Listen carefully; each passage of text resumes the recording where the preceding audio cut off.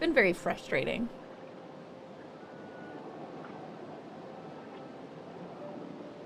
Okay.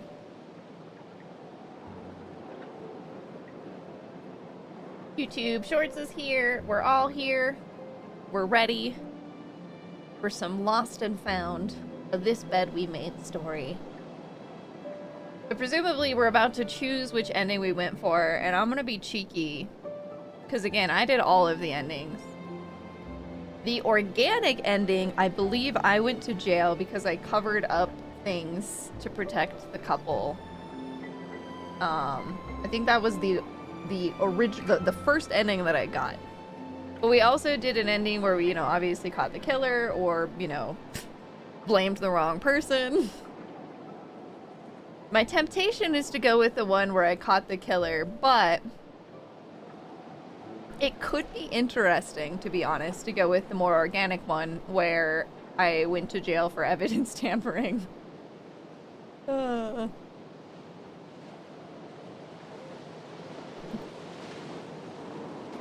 These guys are so cute.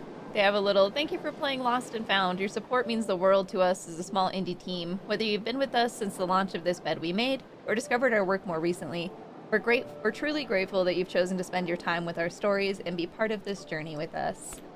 It's so cute. Alright.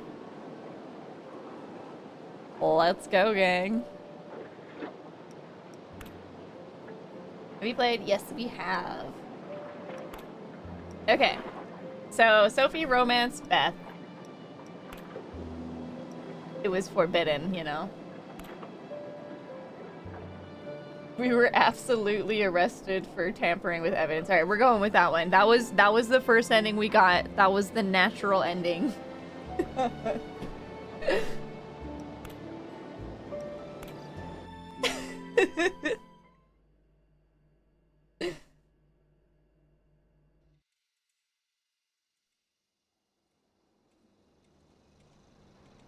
Low Birth Games, the developers.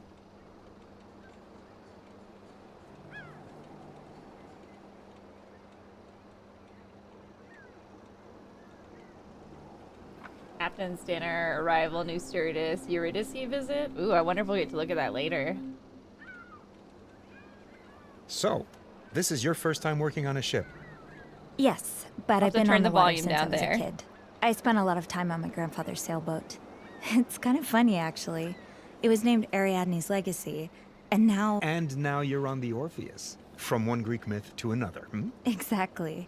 Well, maybe it was fate that brought you here. Yeah. Maybe.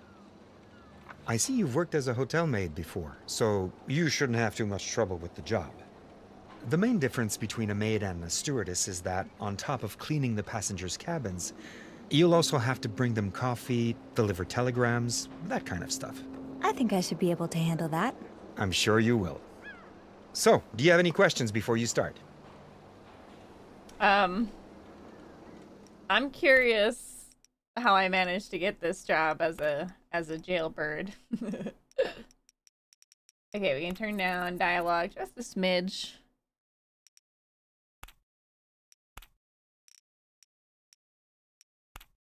Alright, so about the cleaning, about the coffee and telegrams, I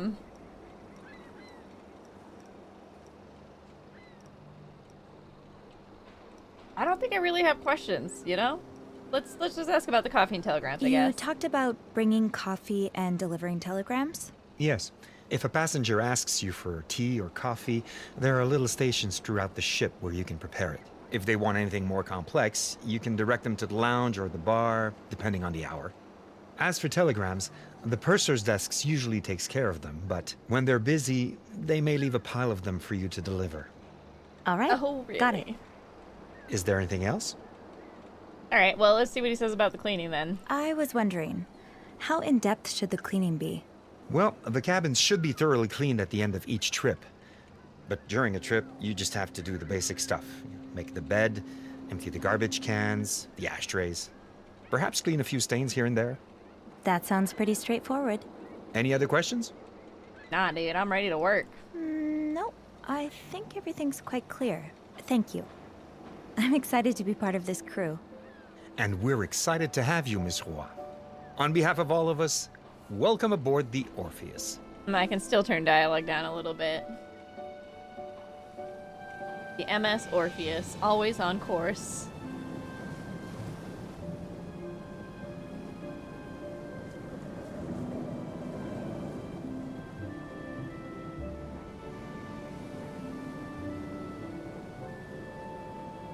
One month later. Alright, so we've been working here a month.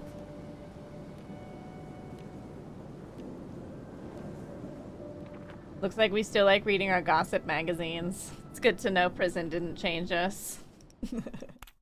Don't remember how long we were there.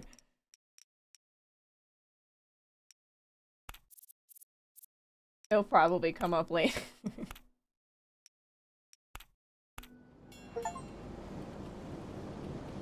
You started a new game by carrying over your choices. Sophie's back.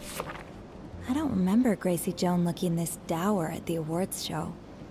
She lit up the room, like she always does.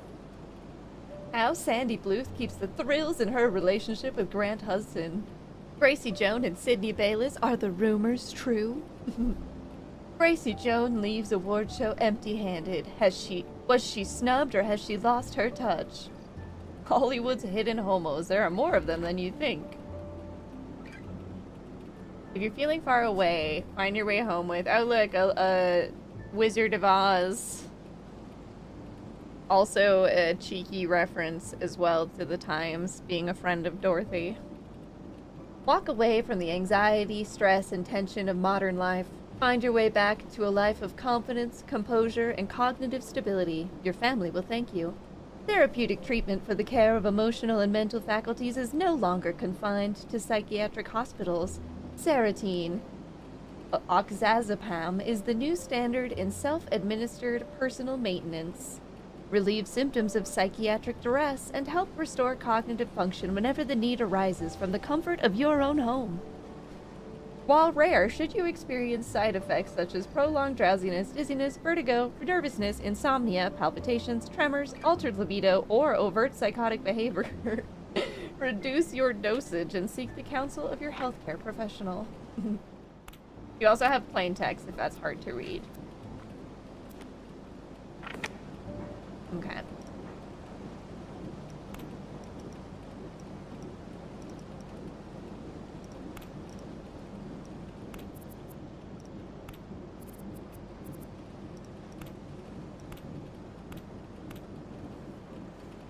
What else can we look at? Sugar frosted pops. Hear them pop.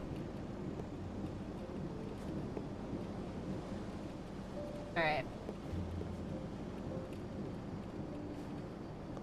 Now, it's kind of interesting being on a ship on this one, because we're pretty trapped, so if there's a murder, you know... Always on course. Except when we're not. Like that storm last week. Poor Gary was stretched thin.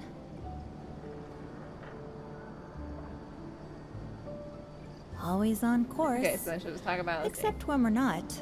Like that storm last week. Poor Gary was stretched thin. Oh, we got tea. Yep, it's off. Really had to triple check, huh? I definitely got that from Mom. See, her voice is at a decent level, but I suspect when we get the male voices again, they'll be louder. August already. Time really does fly. That name! The Liberty Press. President responds to attacks on American units in North Vietnam, following the attack on 2 destroyers in the Gulf of Tonkin. So this is Friday, August 7th, 1964. Just to give you a context of where we're at. Hey, Bella. How you doing, girl? Off the coast of Vietnam and South China, President Johnson has made strides to double the efforts to patrol the Gulf and rout any enemy forces. Naval forces will see their numbers increased with explicit orders to attack on sight. Air forces will provide additional coverage. Commanders have been ordered to shoot to kill. 2 U.S. destroyers, the destroyer Maddox and the destroyer Turnjoy, were the targets of unprovoked attacks by North Vietnamese torpedo boats. President Johnson's response was swift and indicates that the U.S. government is ready to take away take any and all necessary measures to intercept enemy forces and protect American assets from further aggression. President Johnson will be sending another destroyer to the Gulf of Tonkin, accompanied by an air combat patrol, all from the U.S. 7th Fleet. According to reporters, the president was unambiguous in his orders, instructing commanders to attack any force which attacks them in international waters, and to attack them not only with the objective of driving off the attack force, but of destroying them. More on page 3. You're good, just knitting your life away. How's it going? Are you feeling better about it than yesterday? We've got the inevitable boiling point. Harlem riots, a result of decades of pent-up tension, says expert. Dr. Harrison Taylor, a professor of sociology at NYU and author of several books focused on race relations, reminds us that the riots that took place over the course of the last weeks in Harlem stemmed not from a single isolated incident, but from decades of pent-up tension and injustices. Taylor cites a number of factors beyond the inciting incident that was the shooting and killing of James Powell, highlighting numerous infrastructural failings within the Harlem area, such as a dearth of educational, recreational, and health facilities, the common occurrence of overcrowding and rent gouging in residencies, and the discriminatory practices of employers and service providers.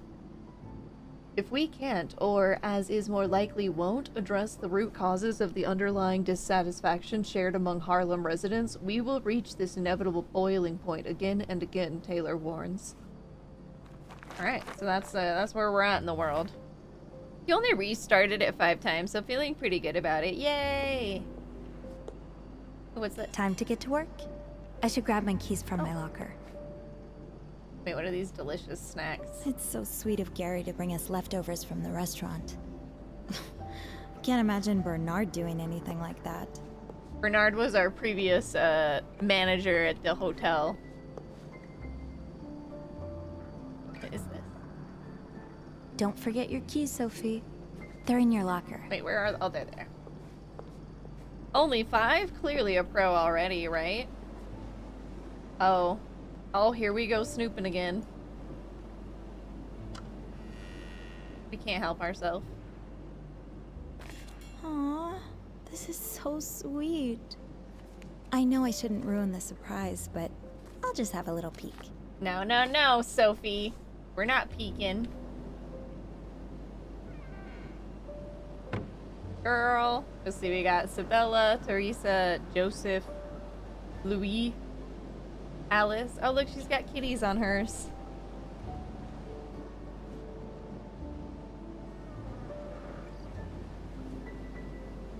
This one has puppos. Geez, mine's all the way over here. I don't have anything on mine. I guess I'm boring. Let's see, what we got in our locker here? I miss you guys. That's Andrew and our girlfriend. Paris was even more amazing than I thought it would be. And there's still so much I haven't seen. Let's see, what we got here? Caleb's been a great piano teacher, but it might take a while before I'm able to play this one.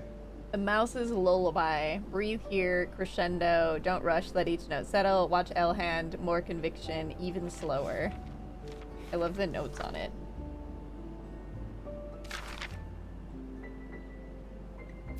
Alright, August 2nd, 1964. Dear Bean, when we made things official, I didn't expect to find myself in the position of the lonely Navy wife, writing sappy letters to her absent paramour out on the ocean. Look what you've done to me. It goes without saying, but I miss you every day, Bean. I look at that picture of you in front of the Eiffel Tower whenever I'm having a bad day, knowing that you're out there, seeing the world, living your dreams. It puts the biggest, silliest smile on my face. I should bring it into work. It might make the bar a little less gloomy. To answer your question, well, I'd need at least 3 more sheets of paper. I love the bar, I do. But it's like, for every leak I manage to patch up, another one springs up, literally and figuratively. But, you know me. I never give up, even against better judgment. I'll have this place all fixed up for our next date night. Stay out of trouble. XO, Beth. This gun's called Lost and Found. a This Bed We Made story. It's a Oh, Beth. What I'd give to hear you call me Bean right now. it's a sequel to This Bed We Made, but it's technically also standalone. It's just the newer one, basically. Alright, what's this one? Is that the one we just read? Sophie, when the time is No. right. Not yet. Oh, well that's mysterious. There you are. Alright. Time to get to work.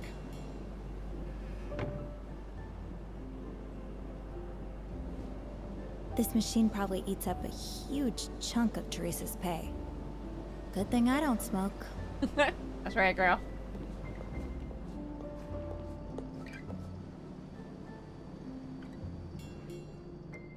Alright, we're ready to leave the break room. Ah, Sophie, there you are. Oh, hey! Gary, Caleb, is everything all right? Uh-oh. This looks serious. It's not that big a deal. Well, maybe not, but it's worrisome nonetheless. What's going on? We're in a bit of a predicament. Caleb? I have this rosary. It's a gift from my mother. Oh, the one you place on top of your piano whenever you play? Yeah, that's the one. Last night at the end of my shift, I looked for the rosary, but it was gone. I'm sorry, Caleb. When he told me the story, I connected the dots with some other stories I've heard over the last few days. Staff members mentioning they'd overheard passengers talking about lost wallets and such. I'm afraid one of our passengers is a thief. Oh man, it's not me this time. I just snoop. If you don't know who it is, what makes you think it's a passenger? Couldn't it be a staff member? It's possible, of course, but we didn't hire anyone new in over a month. Since you joined us, actually. And the disappearances started 4 days ago, right when we left Italy. Although, it's not out of the question that a staff member could have waited this long to start stealing. The timing suggests it's someone who only recently boarded the ship, so a passenger. Yeah, that makes sense. Okay. Do you have any suspicions as to who it could be? I left the piano once to go to the bathroom. I was gone for a couple of minutes. Anyone could have grabbed the rosary during that time. I talked to Janice, but it was a busy night at the bar, so she says she didn't see anything.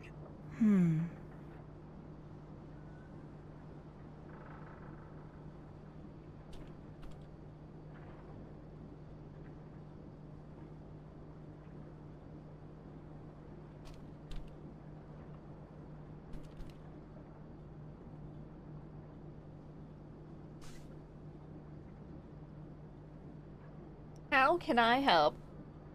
Well, at least it's just a theft, but do you think this is gonna escalate to a murder? You were looking for me, so I assume you wanted my help. What can I do?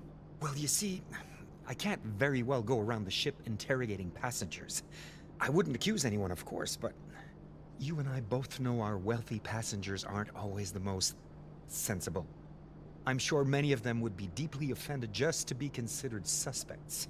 It would create quite the scandal, and the cruise line would be on my back for all the bad publicity. Yeah, I can see why you called it a predicament.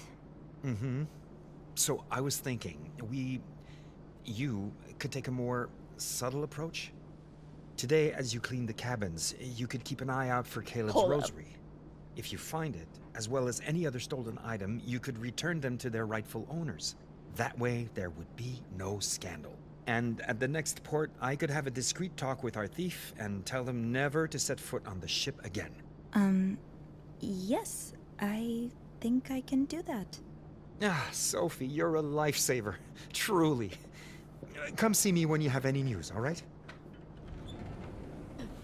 Just for the record, this wasn't my idea. That's the name of the game that I put in chat twice now. The name is Lost and Found, a This Bed We Made story.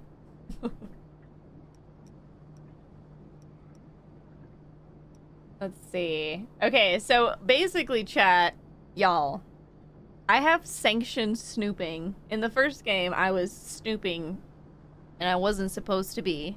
In this game, I have been asked by my manager to snoop. Let's heckin' go. Let's be honest. It won't be my first time snooping. Oh, I'm happy to help out.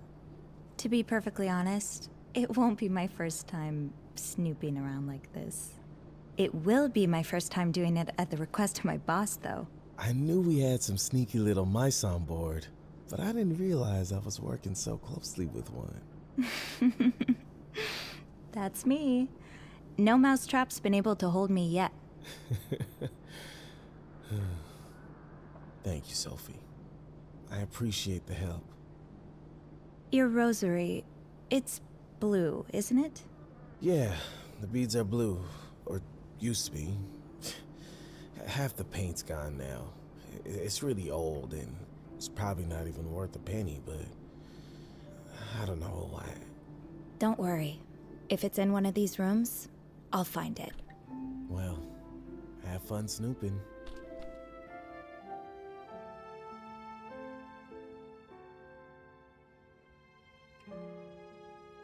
Yay!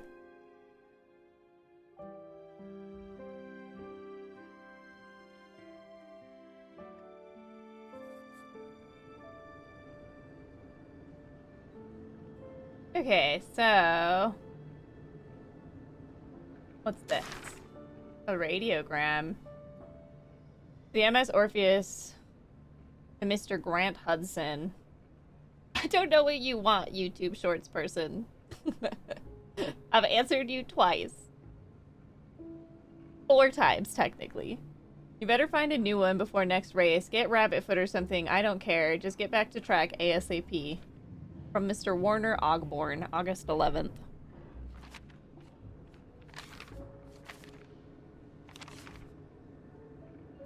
I better deliver this to Mr. Hudson's cabin.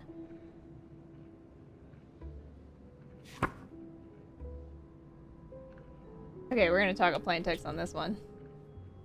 Always on course, Chariot Line, MS Orpheus, Deck A, Portside, Section A-300. Plan of section. Oh, so is this where people are? So Grant's in 301. We've got an Irene. Irene and Francesca are related. Ethan and Virginia Adams. Vacant.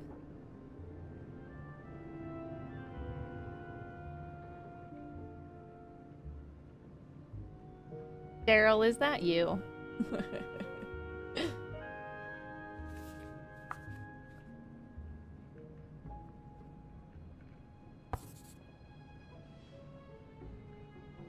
Teresa's great at cleaning after others, but not so much after herself. Damn, Teresa, you messy.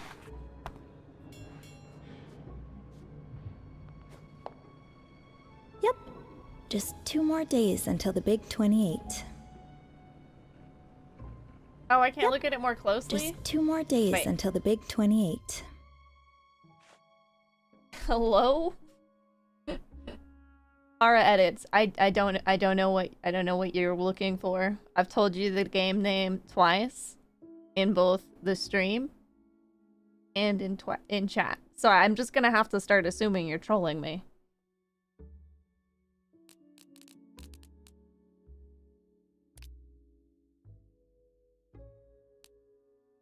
Okay, so we can read about our colleagues. So for those that didn't play the first game, reading is hard. I met Andrew back when we worked at the Clarington together, where he was a concierge. We went from brief chats in the elevators to becoming genuine friends, and now I'd count him among my very best. He was so consistent about visiting me in prison, and I'll always be grateful for that. For as long as I've known him, Andrew's been a warm, gentle soul, always ready with a bit of wisdom or a good book recommendation. He comes off a little unassuming, but he's always dependable in a pinch. A few years ago, Andrew opened up his own bookstore, Rebellious Subjects.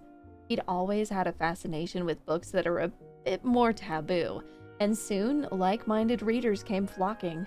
His store's grown beyond just a bookstore, becoming a haven for those who think against the grain. And even though it wasn't planned, Andrew's risen to the occasion with it, helping others with his usual air of professionalism and kindness. I'm so impressed by him. He's really making a difference. How dare you? I never troll. Beth Lambert. Beth and I go all the way back to our days working at the Clarington together. She was the hotel's receptionist, dazzling everyone who walked through the doors with her glamour and scorching them with her wit. She was invaluable when I was investigating the incident on the 5th floor, and it soon became clear to us that there was more between us. I'm glad we acknowledged it, too. Getting through my time in prison would have been so much harder without Beth's regular visits. After leaving the Clarington, Beth had the chance to pursue her dream of opening up her own bar, one that would cater to a clientele of her choosing. She took over an old pub in Montreal and has slowly been working on transforming it to fit her vision. And while she won't admit it, it's obvious that the whole process has been a hard one. Still, Beth is nothing if not relentless. There's no one I'd believe in more to chase a dream and make it reality.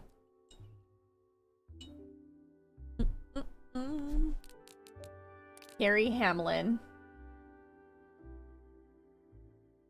Gary is the Orpheus's assistant hotel manager and my boss. As far as bosses go, Gary is a far cry from my previous ones. He's patient, kind, and has an enthusiasm for his job that always comes through in his jovial attitude. I'm still not used to having such an easygoing boss. I spent days fretting over asking for time off ahead of our arrival in Paris, and I barely got a sentence into my prepared speech before Gary raised his hand and told me that he'd be upset if I didn't go out and see the sights. He even directed me to his favorite place to get steak frites, for which my taste buds were very grateful. Not to mention, he didn't ask any uncomfortable questions about the gap in my resume. I've had other prospective employees hone in on that, and it's never easy having to explain that I spent that time in prison. He's an all-around lovely man, even if he can be a bit scattered or clumsy here and there. I'll take that over the fascist I used to work under any day. Who is Aura Edits? Who indeed?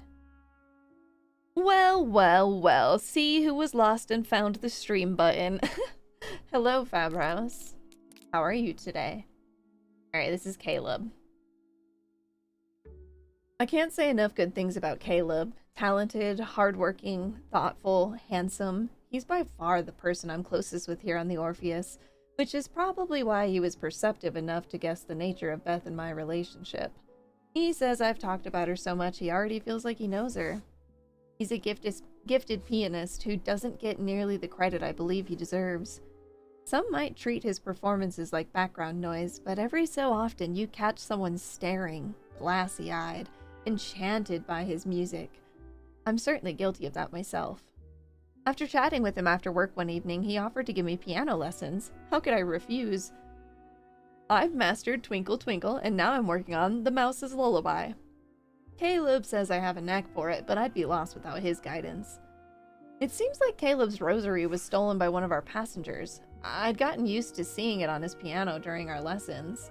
I can tell it means a lot to him. I hope it hasn't gone too far. I'll keep an eye out. Okay. We'll read about the passengers shortly. What else can we look at?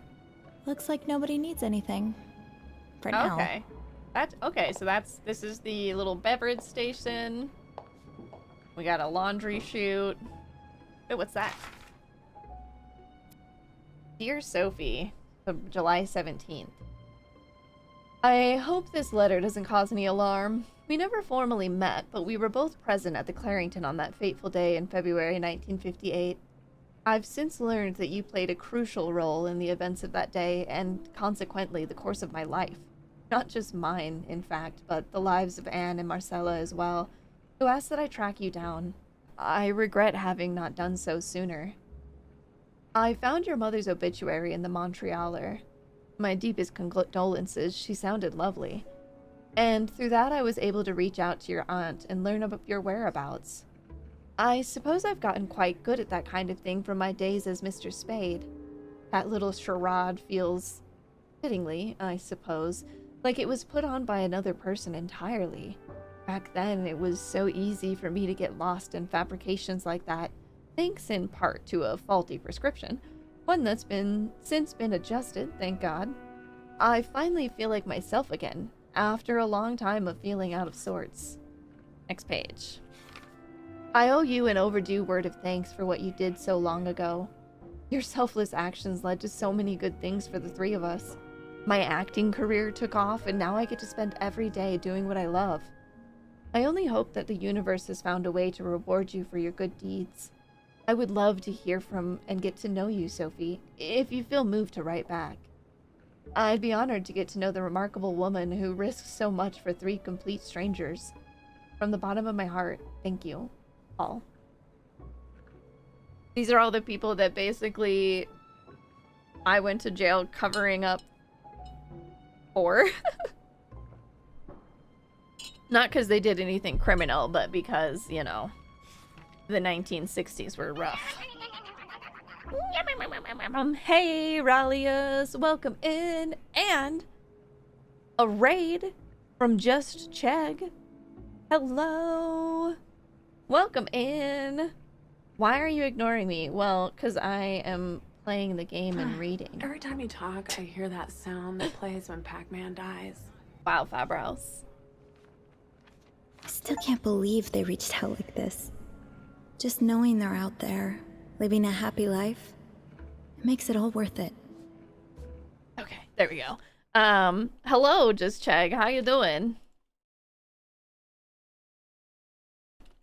How was stream? You were playing Guild Wars, right?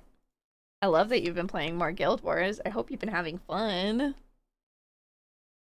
Please, please take a break if you need to. If you don't know me, I'm Cesare. This is the It's a Tree channel when we're on Twitch. A variety streamer with an emphasis on indie.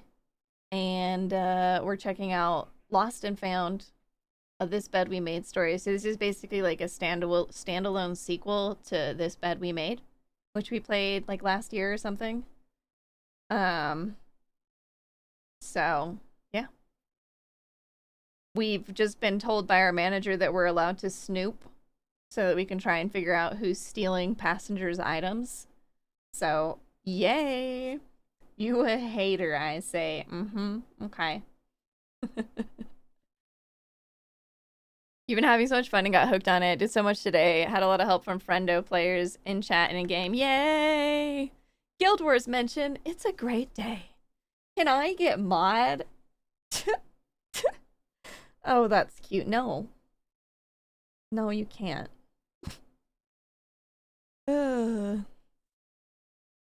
That's great. Alright, well, if you need to take a break, Chegg, please do. We're all about the Guild Wars 2 here. Getting excited for Guild Wars 3, you know? Alright, let's get back to the game. Okay, so those were the people, like, yeah, basically we went to jail protecting those people from the 1960s. Because it was like a lesbian couple, basically. And a veteran who was on like a lot of medication and stuff. And also, I believe, yeah, also he was gay. So yeah. So we, rather than let them basically go to jail for that, we just told them we tampered with evidence and saved them. By the way, I'm just trolling. Well, I figured. That brought you back for sure. Yeah, well, and the interesting thing with Guild Wars 3 really is that it's going to be different. So who knows? Who knows, you know, what people are going to enjoy it. Hard to say. But either way, Guild Wars 2 is going strong and will continue to go strong, so it's exciting to have you back into it. Come with me, Towels. I'll find you a spot in the bathrooms. That's right. Okay, we don't need to put those towels away. What's this? Huh, that's Teresa's lighter. She's probably fretting about it right now. I should leave it in her locker. I heard Guild Wars 3? What are you, 12? Better keep an eye out for unused trays. Passengers have a bad habit of leaving them lying around. Not you, Care Bear. Jack was having fun with tentacles. Where were you? Not to be confused with the first Guild Wars, that's true. Guild Wars with the... What do you call that three-face again? Like a little dog face or something? There's a name for it, surely. Now, let's Jade find moth. this thief. Okay, fair enough. Hi, little cup. Let's bring you back to your friends in the pantry. Oh my god, Sophie, you're so cute. Some boss with vagina teeth face and lots of tentacles. What an image that you've painted for us. Ah yeah, Jade Moth. Okay, so I've stopped and admired this painting too many times to count. I wonder who the artist is. this ship is called the Orpheus. So very cool. Destination New York. Time to destination 4 days. Temperature cloudy, or temperature 17C, 63F. Weather conditions are cloudy. Sea state calm. Wind direction. Oh, I love it. Okay, so where do we need to go first, really?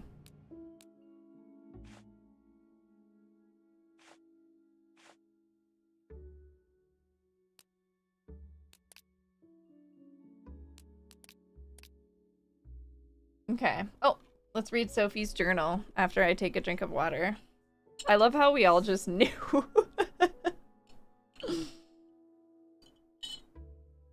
Yeah, Orpheus, the guy that went to the underworld to save his wife, yes.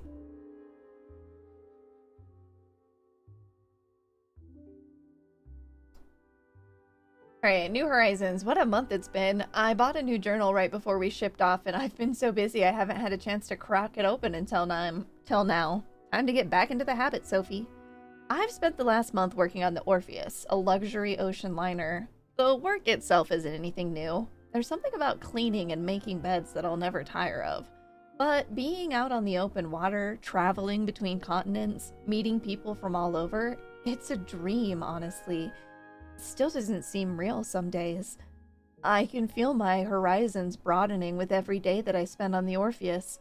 I'm even learning piano thanks to my friend Caleb. It's exactly the kind of fresh start I needed. Everything back in Montreal, everything with my mom, it was time for a change of scenery. Of course, I miss Beth terribly. I hope she's managing all right with her bar back home. I really can't wait to see her again, and this time, I'll be the one with exciting travel stories to tell. We got Bons Baisiers de Paris. Oh, and I finally got to go to Paris a couple of weeks ago, when the Orpheus was docked in France, seeing the whole city from the top of the Eiffel Tower, spending hours pursuing the Louvre, feeling the powerful solemnity, my goodness, I'm struggling, in the halls of the cathedral. It was everything I'd always imagined it'd be. I can't wait to go back and to visit every other place on my bucket list, which is growing by the day.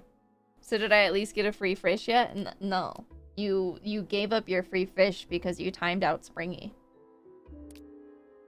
Turning a corner. So, in a couple days, I'll be turning 28. I didn't imagine I'd be spending my next birthday in the middle of the Atlantic. I know it's common to dread getting older. Mom certainly hated it, but I can't say I mind. I've never really known what to do on my birthdays, and I don't think anyone here even knows when it is. Aside from Gary, maybe? It must be in my paperwork. So, all I'm expecting is a normal, quiet day. I don't think anything could beat one of Beth's birthday plans anyway. Typically, they'd involve attending a show or an art exhibit, dinner at the most amazing hole-in-the-wall restaurant you've never heard of, a poke into a speakeasy for cocktails, and wrapping up the night with a coffee and a butterscotch pie at Harry's Diner, our favorite. If anyone knows how to plan a night out in Montreal, it's Beth. Maybe I'll treat myself to a slice of pie from the kitchen. It won't beat Harry's, but it'll scratch the itch. Fish sounds tasty right about now, and I'm over here like, pie. And then this is now basically what just happened. Apparently we've got a thief running around the Orpheus pocketing things that don't belong to them, including Caleb's rosary. I want to hope they have a good reason, but whatever it is, we've got to get the stolen items back. Gary's asked me to take a look around our passengers' rooms while I'm cleaning today. I'm never opposed to a bit of snooping, and this time it's at the behest of my boss. I'm not sure if that makes it more or less fun. Okay, can we only go to the starboard cabins at the moment? Seems like it. We can't go up on the deck. What's this? I'm not claustrophobic, but setting foot in this elevator again might just do it.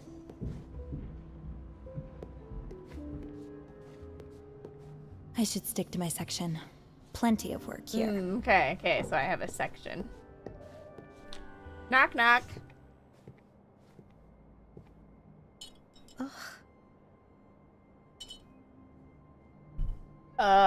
Oh my god, did I just, like, immediately stumble onto a frickin' crime scene? Oh, Sophie, you've done it again. Actually, it's probably wine. Who's there? Housekeeping.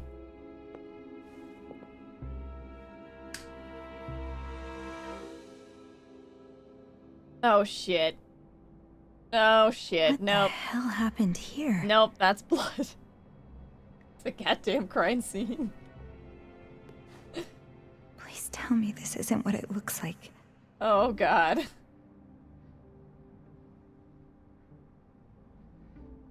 We ain't tidying nothing in this room. That's just bathtub wine. Oh, man. Oh, no. Is there a body in this trunk? Dear Grant, I get it. I really do. But at a certain point, you need to make the call. Do you really think it's still just a temporary slump? If you ask me, someone who knows you fairly well, I'd like to think, it's obvious that you've lost your taste for racing and that it's time to move on. Plain and simple. Don't draw this out like you do. Just tell Warner you're hanging up your jacket and moving on to something else. Speaking of managers, Dominic's been... Oh, whoa. I didn't know that would do that. Dominic's been in my ear about buying your Ferrari. I hope you'll consider it. He's always in a better mood for a few weeks after getting one of his shiny new toys. Think of it as a symbolic gesture. You sell your race car, close that chapter, and use whatever absurd sum of money he gives you to jump into your new passion. It's a win-win, baby. I love how you've taken to Italy. It's enchanting, isn't it? Maybe we should think about a summer house along the Riviera. With love, always. Sandy. We're just gonna place that telegram. Now, what did I say? You better find a new one before next race. Get in rabbit foot or something. I don't care. Just get back to track. Fundamentals of soil science. Breaking down organic matter safely and efficiently. Understanding the impact of living organisms on your soul. Oh my god. Has someone just been in here, like, planning the perfect murder? Okay, this isn't what it looks like. Daryl, is this your room? I'm gonna step over that, please. Horseshoe, Lucky Penny, Lucky Dice, Dreamcatcher, Four-Leaf Clover, Albatross, White Albatross, Wishbone, Lucky Star. So this is him trying to find a new lucky... Hello? Oops.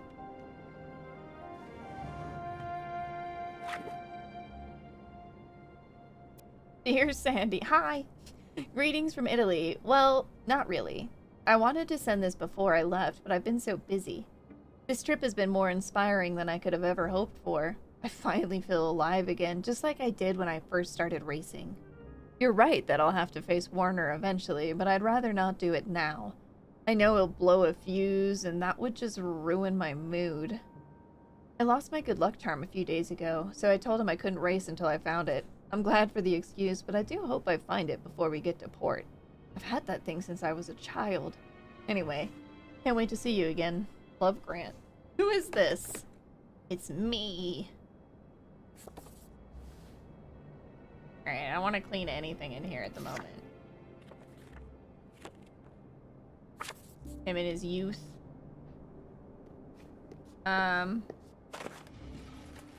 What in the jug?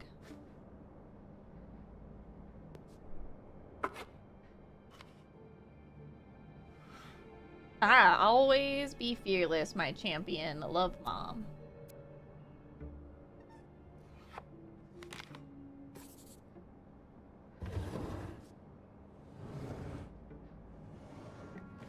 If it was just a very bad paper cut. Oh. Okay, let's see. Cigarettes? Can we, should we call somebody? It's locked. It's locked. Okay, I don't have a key.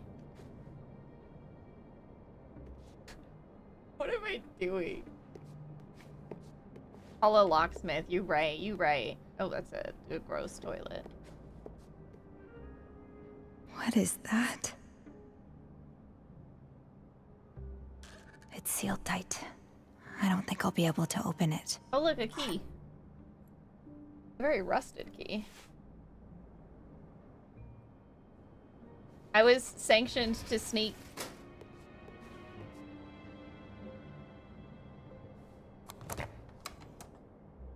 Sophie ain't got no kids. Boxes of grapes. Okay, so it could actually be wine, but I don't know. I guess it's wine. So you're just making wine? Unless that's what they want us to think.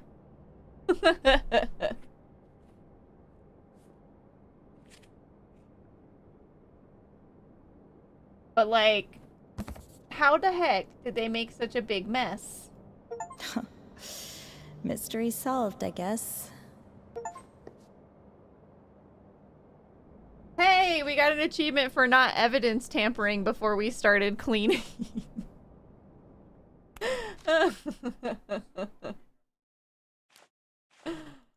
Hold up. Here we go. Not again. Oh god. I was relieved when the only crime I thought I'd encounter today was petty theft, but one glance around Grant Hudson's cabin and it seems like something else is up. That pungent smell, the mysterious stains, the odd wooden tool in the bathroom. Please let there be a rational explanation for all of this. I can't do this again. Never mind. Okay, Sophie. Deep breaths.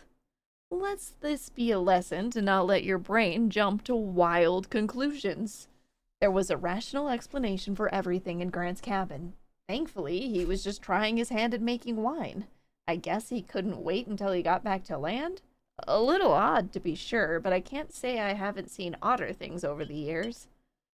One of my inmates in my block, Violette, was known for having perfected a recipe for toilet wine. I was never quite sure how literal that phrasing was, and I was too scared to find out, frankly. Okay, so this is the room we're in right now. Grant Hudson, room 301. One of the most exciting parts of working on the Orpheus is getting a glimpse at the stars it attracts from time to time, and Grant is the biggest one on board right now. He's big in the racing world, having won his fair share of significant races from what I understand. Admittedly, he's not from the part of the entertainment industry that I usually pay attention to, but I've definitely heard his name before, mostly in relation to Sandy Bluth, the singer. I've read that her song, My Heart is Racing, is actually about Grant. I wonder if that's true. My God, Grant's room gave me quite the fright, but thankfully my imagination was working overtime. I didn't expect to find a winemaking operation on board our ship, but, well, why not? Grant seems ready to move on from racing and into winemaking. Maybe that's what brought him to Italy. Hey, Gerbaware, welcome in. I hope you've been well. Good to see ya. Okay, so this is just wine. What is this? This must be what his lucky charm was connected to. Is that keychain?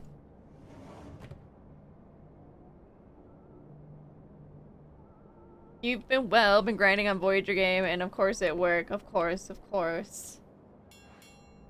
They've got some good stuff that they're working on with Voyagers of Nera. Testing it in the beta branch at the moment. I've been doing well. We did tiny teams last week, and now we're back to a little bit more normal. I think we have Nira on Friday this week. Yeah, so they're making some adjustments to like craft from storage is gonna be better because it's gonna be tied to the spirit shrine. So all chests will craft from storage, which will be nice.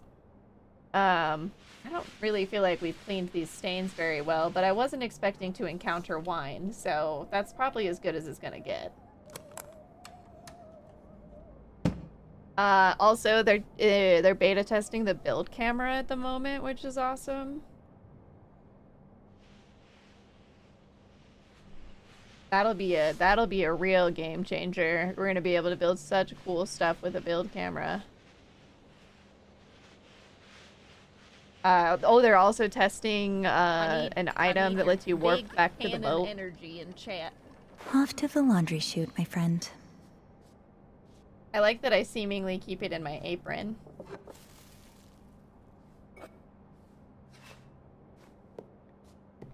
Okay, well this guy is seemingly normal. He's just very messy. Very This is messy. some kind of winemaking tool. Like, look at this bathtub, sir. The big cannon energy after the laundry chute.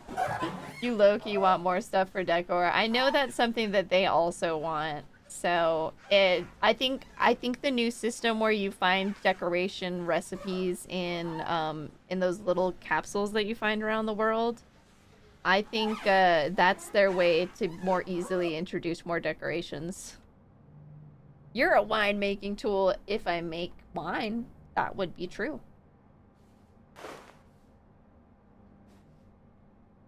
Okay. Whew. We got smarter from our stint in prison.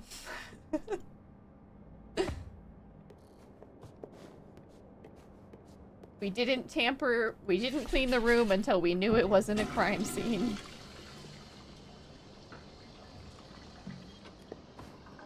Oh, do we need to put this key back? Yeah.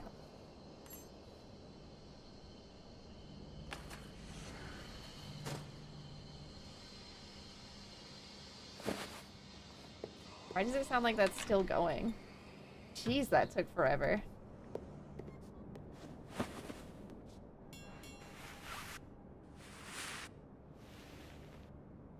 Okay, get that nice and made. Okay. Alright, so far, this guy seems pretty normal. Probably not stealing stuff. Probably. Close this for them. Alright. I think we got everything.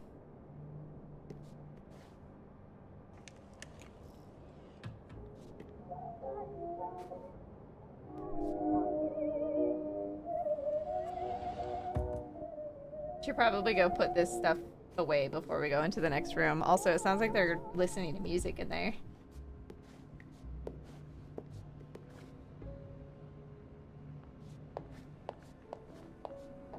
Better keep an eye out for unused trays. Passengers have a bad habit of leaving them lying around. Okay, do we need more towels? I think we're good on towels. Alright, nobody needs anything still. Let's see if this person listening to music even wants their room cleaned at the moment. Knock, knock. I don't need anything, thank you. Okay. I'll try circling back later. You need things. Does it have anything to do with housekeeping? Who could the Orpheus's little thief be? Okay, so let's see. This was Irene Santorelli. We know she's staying by herself in room 303. That's all we know. Francesca is staying in 305. Might be sisters, maybe. Maybe they're married. Who knows? Not in this timeline.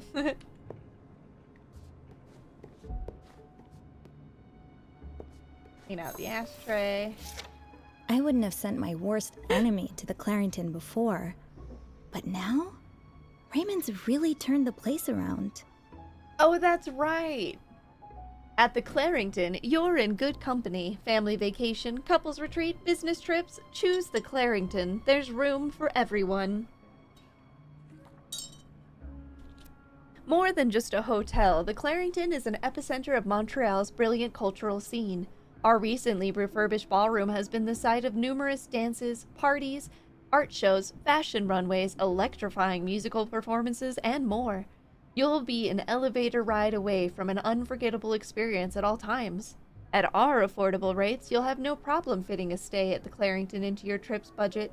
Everyone is welcomed like family, whether it's your first stay with us or your 50th. I'm so glad that he took over the hotel, because the other guy probably would have ran it into the ground.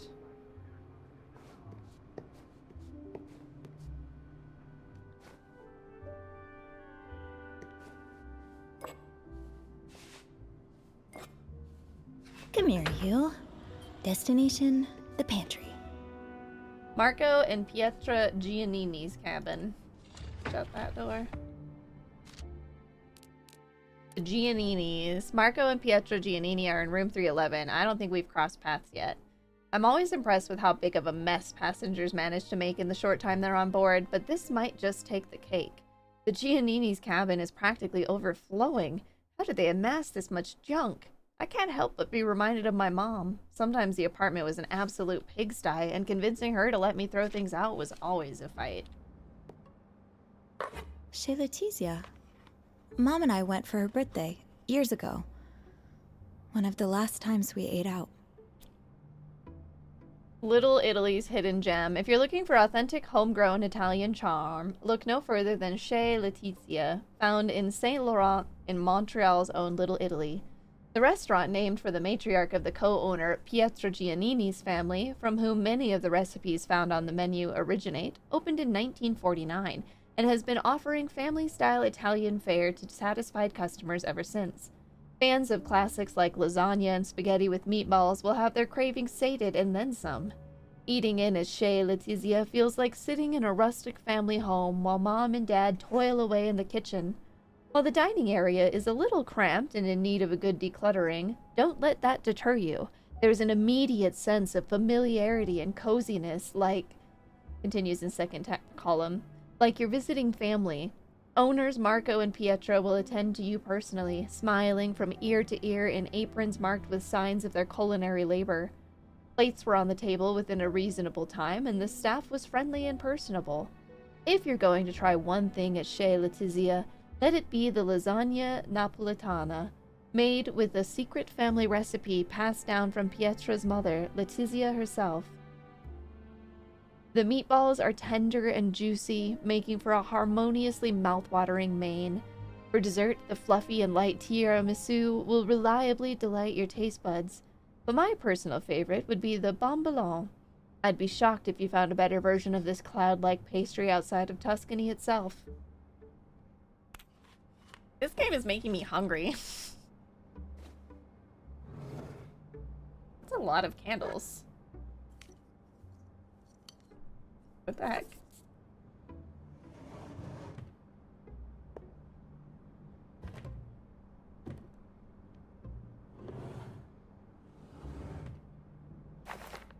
Mom was so scared she'd have to live through another war.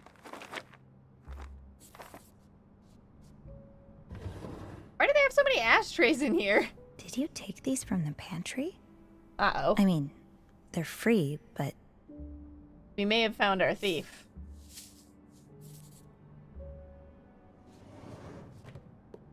Like, 3 ashtrays. Oh no. Aren't these just the cutest? It's too bad they smell so burnt. Oh, you know there's a tragic tale there. No, you. Oh, you were not blaming me. Do you feel like you need to be blamed, Daryl? Thank you for visiting. It was so lovely having you two over, though far too brief. I hope you know that you're always welcome here, and that we would all be delighted if you decided to come back for good, especially little Stefano. I saw how quickly he grew attached to his Zio Izia. I understand you are not ready yet, but as Mama always said, oh, ci si volta e ci si gira, sempre a casa va finire. Where's Bella? Family will always be there during times of hardship. I think that's what that one says. Have a nice trip back. Bon amour, Rosella. Maybe travel a little lighter next time?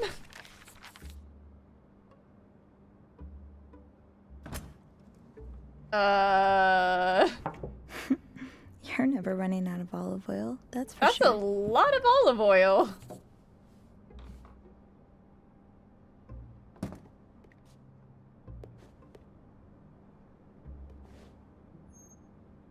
What the heck is this? There's always something in the vent. It's locked. Yeah, I should have known.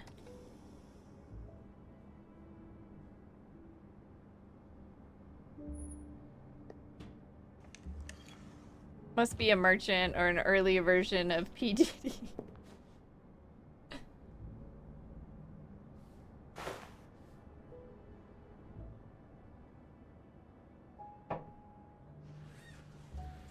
Clean this bathtub. Let's go.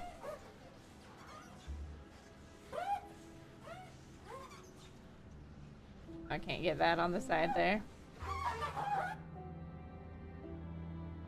Some clean towels for you. I'm glad they don't actually. They're like, you don't have to actually Sounds clean like the something's toilet. preventing the toilet from flushing. Oh God, what's in the toilet? A key is in the toilet. 1020. I guess it's good to have a backup. Or 20. Okay, so she just like probably chronically steals little items. I'm so dang Snoopy. Whoa. So it seems like there must have been a fire, and I wonder if maybe she lost her kid.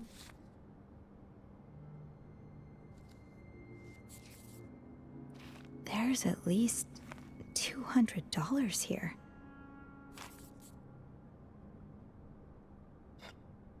I bet you lost everything to the war. You must be terrified to lose it all again. I see. That's sad. Marco, Pietra, and Claudia. Pocket it for evidence. No, I snoop. I don't steal. I'm just really nosy. I'm not a thief.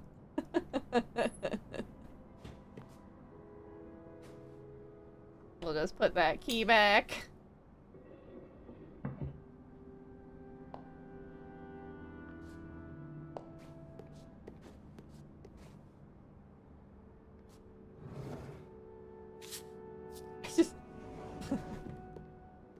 Okay, it looks like I don't got to clean out the garbage. Alright. Jeez Louise, I think this room is clean. It's just so full of stuff, it's hard to say. Like, where this girl sleeping?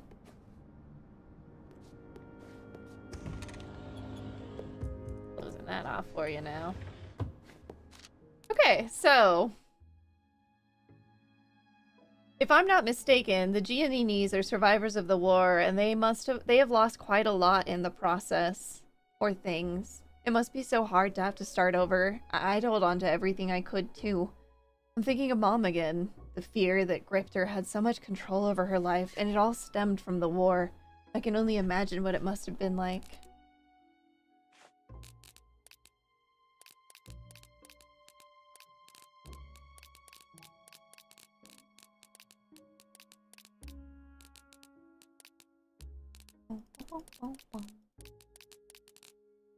You're a war, that's right. You know I am. Hi, taters. How you doing today?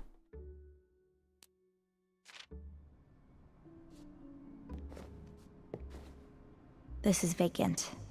There's no point in snooping around an empty cabin. That's what you think.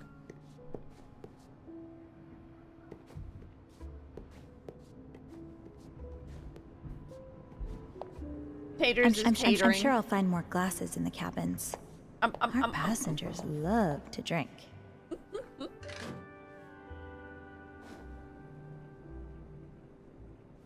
I'm doing well. I'm actually allowed to snoop in this game, So I'm a very happy... Wait.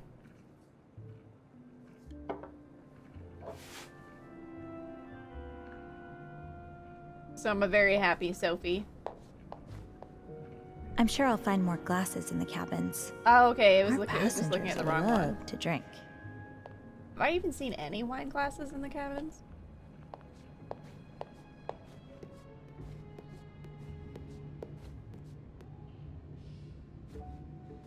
I can't leave yet. Not until I'm not claustrophobic, but setting foot in this elevator again Wait. might just do it. Where are the other rooms that I take care of? That one, they said they didn't want me in there.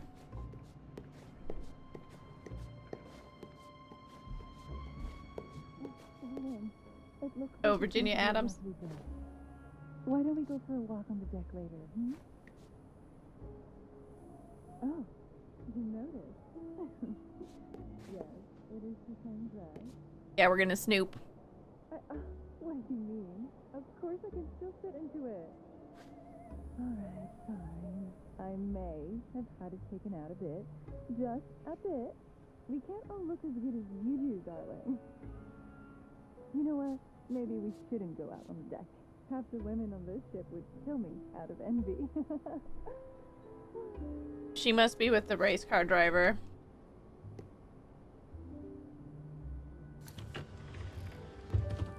Hey, Francesca Santorelli.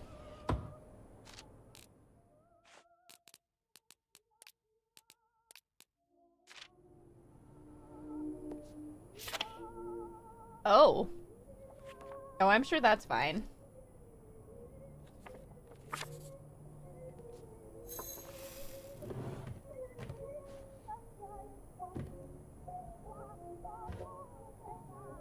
Close it. What's this? Hello, my bello, my shining star, my world, my loving sun. Bruno Santorelli, born April 15th, 1934. Named after my dearest nonno, Bruno Lucio, a dedicated man who worked tirelessly for his family. Bruno was always hardworking, driven, but the business above everything else. Crossed that out. Did his family proud by growing the business and achieving so much success. An incredible businessman, husband, and son. Would have been a wonderful father if his wife... She crossed that one out. We return his body to the earth. Oh, she crossed that out. Him to our family's hometown of Cisternino so that he can rest forever among his family and so that his connection with our homeland can never be severed. You'll always be my Coco de Mama in this world. Aww. Or the next. Aw. These are never easy to write. Thank God I had Beth's help, or mine would have been gibberish. She has a picture of a sneaky maid. She's on to us. Dear Fran, this is July 30th, 1964. Sorry, I'm gonna be blunt, though I'm sure you would have written Donna or Elena if you wanted useless niceties. I always knew that Sanguisuga was in it for the money. She never loved Bruno, and now she must be downright giddy at the prospect of acquiring his fortune earlier than anticipated, I'm sure. Please, Fran, you must contest the will as ruthlessly as you can. Do not let her get even a single penny. You'll never know a restful night's sleep again knowing she's out there spending Bruno's hard-earned money. She edged you out at the hospital and again when planning the funeral. Che nervi. Enough is enough. While you're at it, you should retrieve that beautiful Sicilian chest ASAP. It wouldn't even technically be stealing since it was a gift from you to Bruno. Trust me, if Bruno had seen the truth, this is what he would have wanted. Keep fighting, Sorelina. Adriana.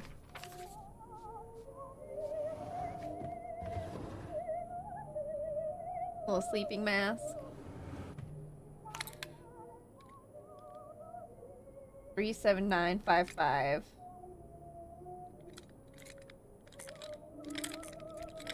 Makes an interesting noise. I should arrange the pillows before I take care of the sheets. That's right. Oh. Oh no, get that one. There we go. There we go. At the top.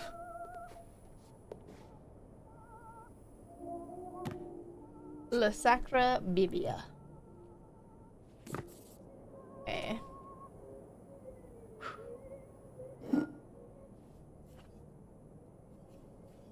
Oh, an urn. It's been a while since I visited Mom.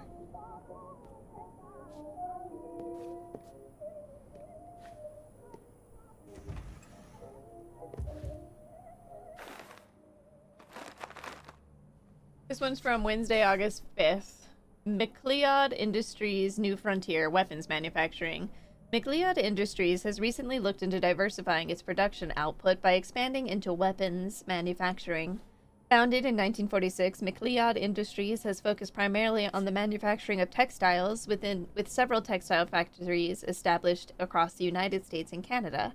President Richard McLeod has reportedly acquired contracts to repurpose 3 of his factories towards the production of weapons, with plans for more in the near future. With tensions mounting in North Vietnam, the demand for American weapon manufacturing has seen an increase, and companies like McLeod's are eager to answer the call. 2 factories in Richard McLeod's home state of Pennsylvania, and a 3rd in Arizona, will be the first to undergo this conversion later this year, with sights set on his factories in Ontario to follow. McLeod Industries is forecasted to make an initial profit of $370,000 following the acquisition of these new contracts. Since the breaking of the news, McLeod Industries has seen positive response from the market, resulting in a rise in its stock value. Financial analyst Willard Clarkson suggests that this is a strong indication that we may see other companies making similar moves in the coming months. We also have head of Bravestone Construction loses battle with cancer. So this is what happened to Bruno. Bruno Santorelli, president of the New York-based Bravestone Construction, lost his battle with liver cancer on Sunday, July 19th at Elmhurst Hospital Center. He is survived by his wife, Irene Santorelli. Bravestone Vice President Harris Babineau has assumed the position of interim president temporarily, with an official succession yet to be declared. While uncertainty swirls around the future of Bravestone Construction following Santorelli's passing, Babineau hopes to reassure investors in a private conversation with a correspondent from the National Treasurer. He assured that while Mr. Santorelli's passing has impacted us all on a personal level, it was an outcome he and the rest of the board of directors had worked tirelessly to plan for, given his long battle with illness. With the help he graciously offered in his last months of his life, Bravestone should have no issue holding strong in the wake of this tragedy. Also, factories shut down production of Astropeel. Production on the Astropeel, a contraption dreamed up by entrepreneur and gadget enthusiast Roland Kaminsky, has officially come to a halt after its first wave of production. The proclaimed revolutionary kitchen accessory, purportedly capable of peeling a potato of any size in a fraction of the time it would take to be peeled by human hands, saw mass returns after numerous customers reported having to clean potato peels off every surface in their kitchen, including their walls and ceiling. Investors in the Astropeel included businessmen such as Dyson Barnes and Henry Davis. When reached out for comment on the failure of Kaminsky's product, Barnes expressed regret over the money he lost and advocated for more stringent quality assurance testing. Davis declined to comment.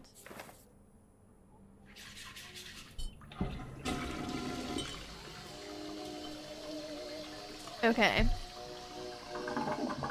So the question here is, who is she referring to trying to take the money? Like, who's this other party? Is it the mother?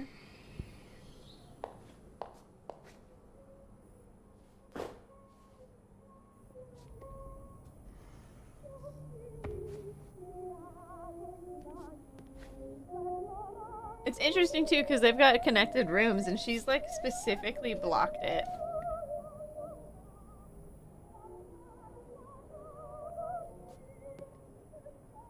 Okay, I think we're good in this room.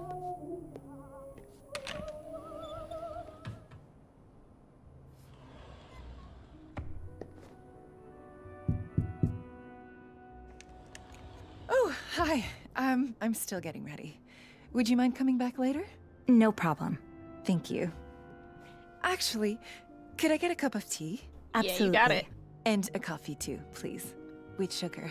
Sure. I'll be right back.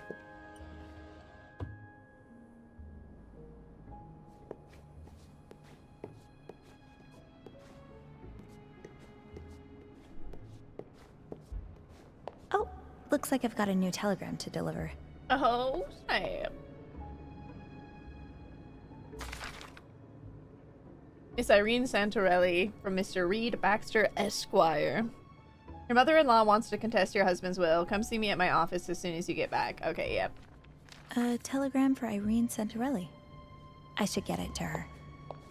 That checks out. Prepare tea. One tea for Mrs. Adams. That doesn't seem right. Oh, we gotta put the tea bag in there, okay. That's not the right step. She needs sugar in her tea as well. Oh, there we go. That's it. Now let's prepare Mr. Adams' coffee. Mom always added the sugar second. Icky. Let's deliver these drinks while they're hot. Wait a second. So we got the sugar on top. You remembered Mr. Adams' coffee preference. Ever considered a waitressing career?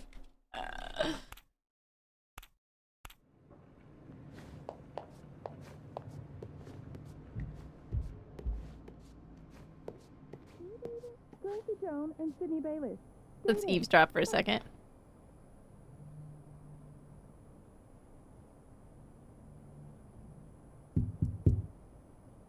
Come in. I can't snoop around. Where should I put your husband's coffee? Oh, you can leave it here. I'm sure he'll be back soon. Say, do you know if that was Grant Hudson I saw in the bar last night? The racing driver? Yes, that's quite possible. He's a passenger on the ship. Wouldn't usually have recognized him. I'm not really into sports. But ever since he's been dating Sandy Bluth, I've seen a lot of him in my magazines. They make a very cute couple. They sure do.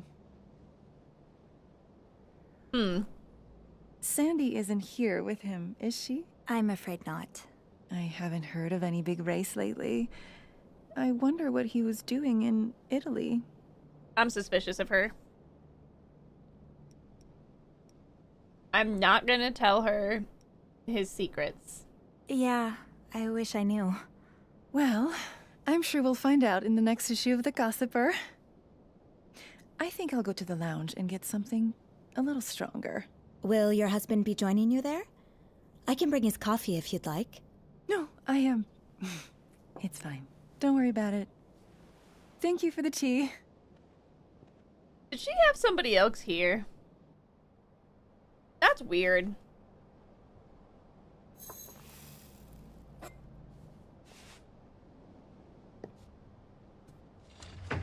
Just gonna clean your cabin, ma'am. Uh-huh. You two make an even cuter couple than Grant and Sandy. Must not be happy anymore. Honeymoon, August 1955.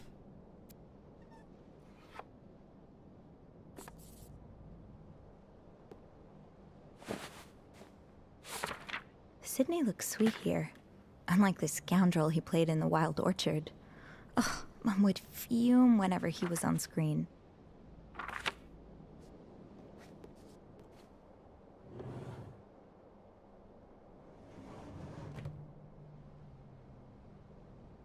Okay, so we've got lipstick. Was she wearing lipstick? Clean.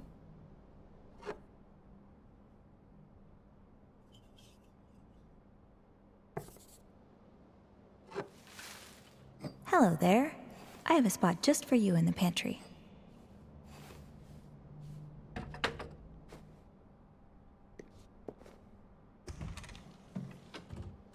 My goodness, they had a lot in the trash can.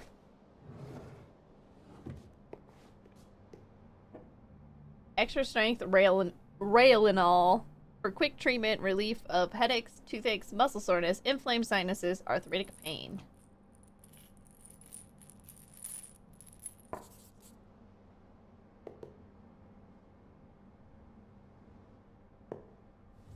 It would seem they haven't used the bathtub yet. Nauseate, fast-acting stomach relief, indigestion, nausea, diarrhea. Alright, so somebody's got an upset tummy.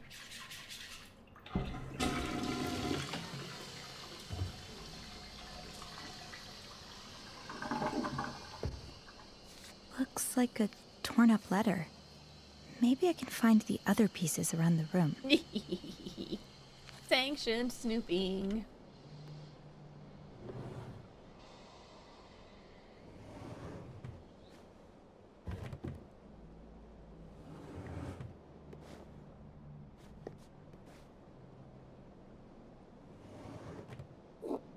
Golden stag. I'm no expert, but this definitely smells fruity.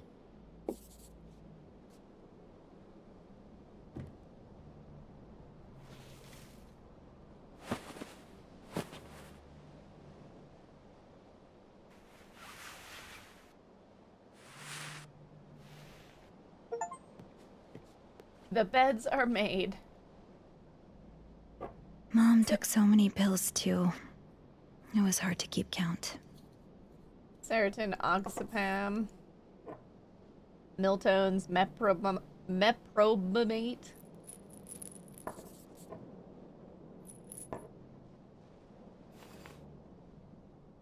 I just need a few more pieces now.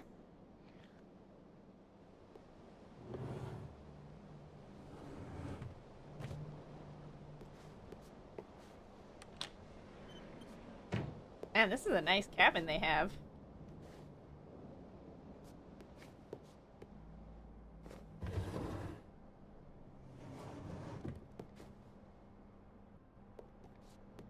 We got lots of space.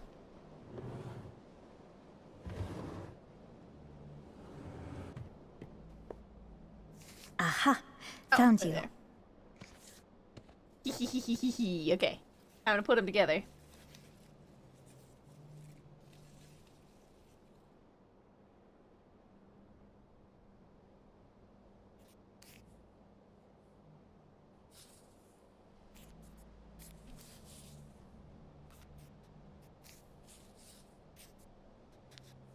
Alright, let's see.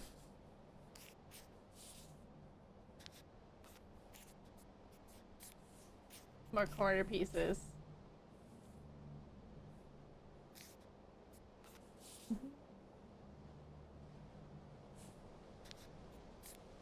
So this is I'm terribly sorry or something? His secret? Ah, here we go. Terribly sorry for your loss.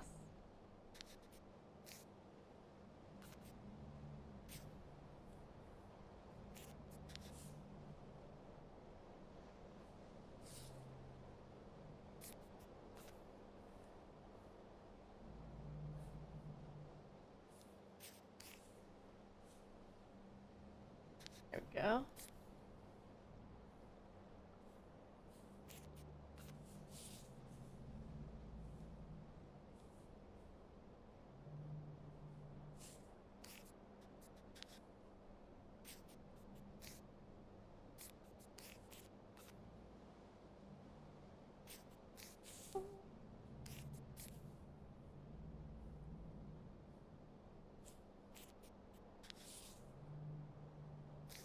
Here we go.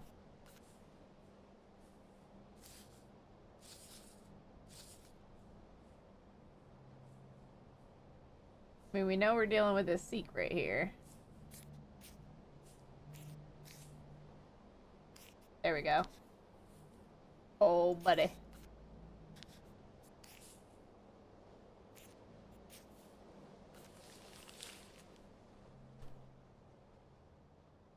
Oh, Sophie.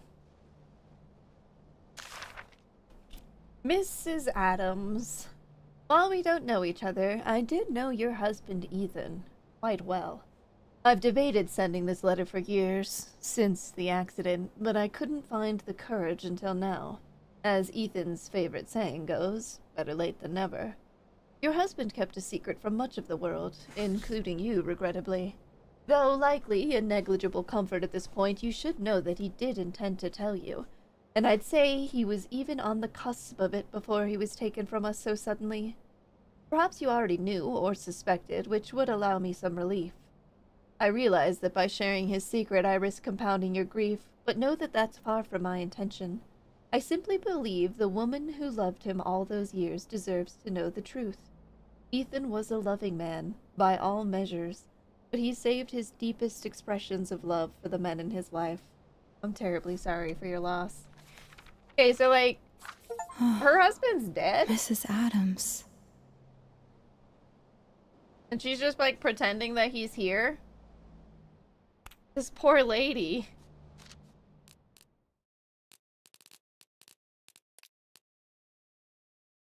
Virginia's a pretty name. Virginia seems lovely, if a little off. Ethan wasn't around, and Virginia seemed to bristle at the mention of him. I hope they're doing all right. She did, however, light up at the prospect of a celebrity, Grant Huntsett, being on board. I think I've found a fellow aficionado of celebrity gossip. So that's why Virginia was acting so strange. If I understood her letter correctly, her husband Ethan passed away some time ago, and she recently learned that he was homosexual.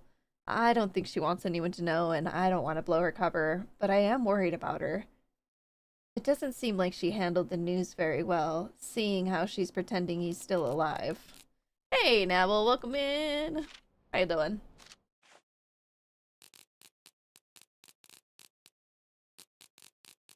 Still haven't seen Caleb's Rosary anywhere. Ah, yes, you remember this game. Yes, this is a standalone sequel. We're working on a boat now, on a ship. Probably like clean that up.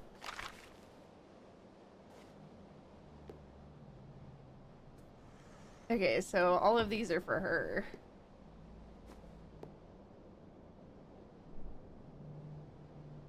So it was interesting because obviously the first game had multiple endings based on what you did. And so you got to choose your ending if you played the game. So we chose the one, obviously, where we went to jail, since that was the organic ending. Okay, I think her room's clean. Should just leave that sad coffee there.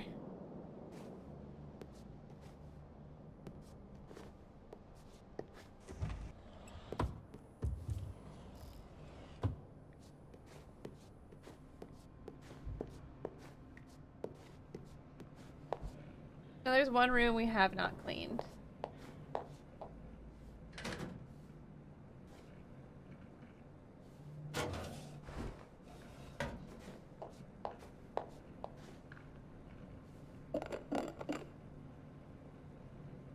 And a coffee cup.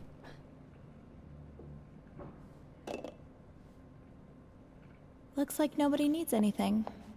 For now. Oh right, we have the telegram for what's her name?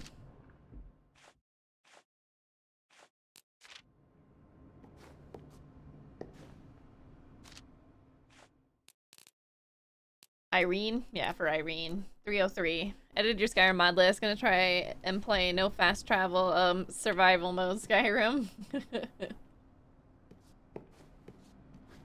Well, I hope it goes well.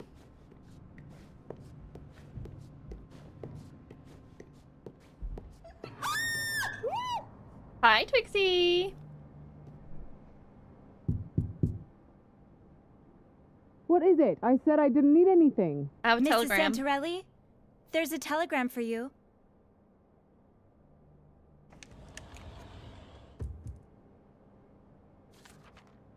Everybody dance now. Thanks. Would you like me to clean your room now? Okay. Teresa says she hears this bell in her nightmares, but I kind of like it. A coffee, please, stewardess. That was an accident, but I'm glad I did. There were a lot of books like this in the prison library. I don't think they were checked out often. Looking within, property of the Orpheus Library, Leo Wolseley shares his expertise with the world, helping millions to fight the greatest battle of our time, the war inside our very own heads. Wash away the stress, worry, and doubt in your life. Start living a life full of fulfillment and confidence today. Yeah, I did a mod for getting spells for replacing fast travel and only for a few locations, because otherwise it just turns into a walking sim. Yeah. Lucas Sitwell. I didn't know Stan Sitwell's company was so old. Call me anytime. Got fancy gloves. Oh look, she likes the gossip mags too.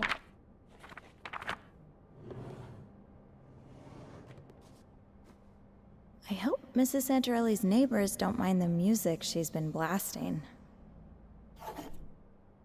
Luscious Locks hairspray. Imagine trying to get back from Winterhold. No, I don't want to.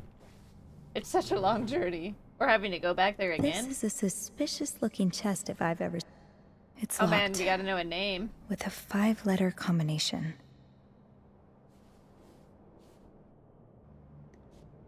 You know, I could see Beth in this, back in her modeling days. I just want to reiterate, this is manager sanctioned snooping, okay? He told me. All black. He told me to snoop. Somebody's stealing things.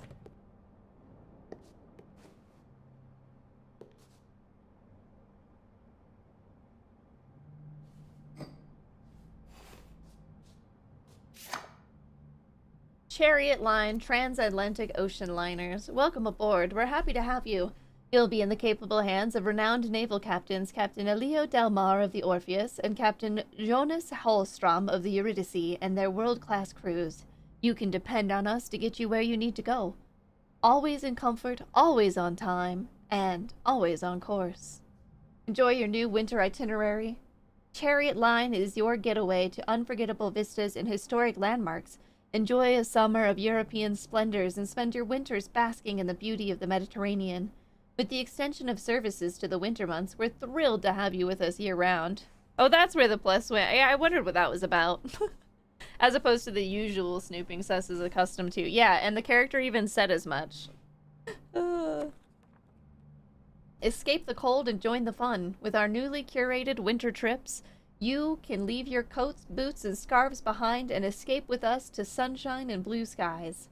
We invite you to lounge by our newly built outdoor pool, indulge in our immaculately curated bars and dining services, or catch a spectacular show in our theater. If there's anything you find wanting, our ever-vigilant staff is at your disposal, ready to help however they can.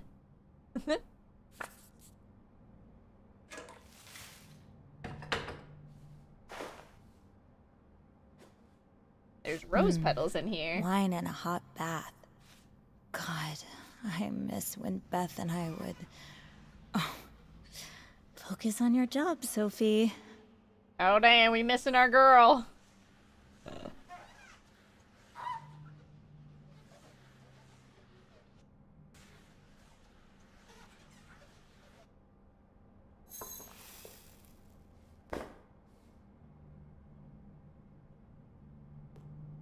Okay, so where's the key to this? Or where's the code to this, I should say?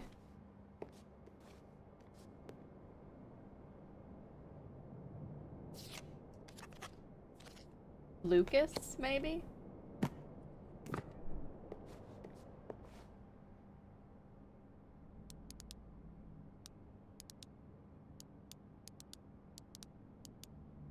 Oh? No Nope. luck. They let us think, though.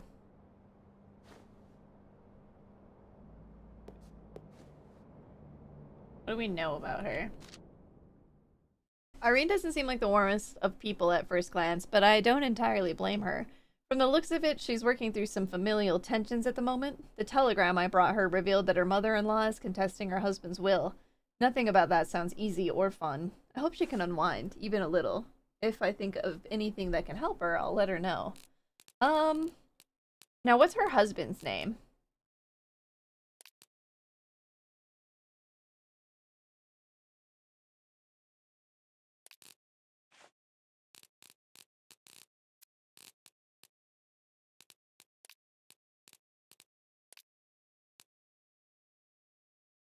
Bruno.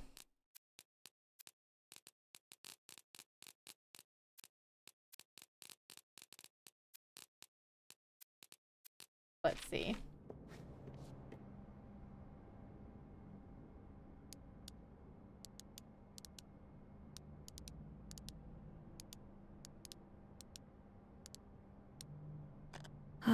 Try again, Sophie. No. Okay. Do they have a kid?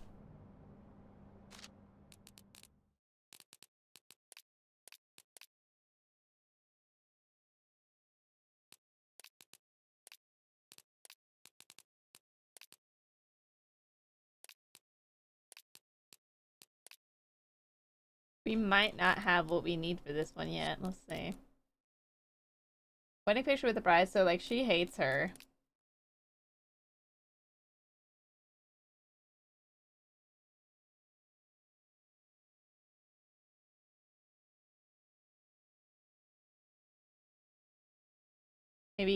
Maybe Coco?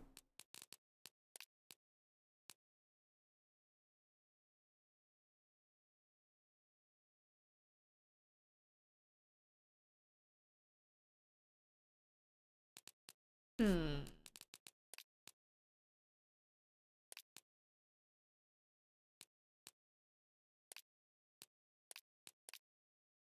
I think Coco might be it, maybe.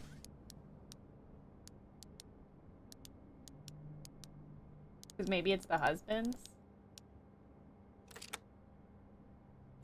Ah! 3 tries.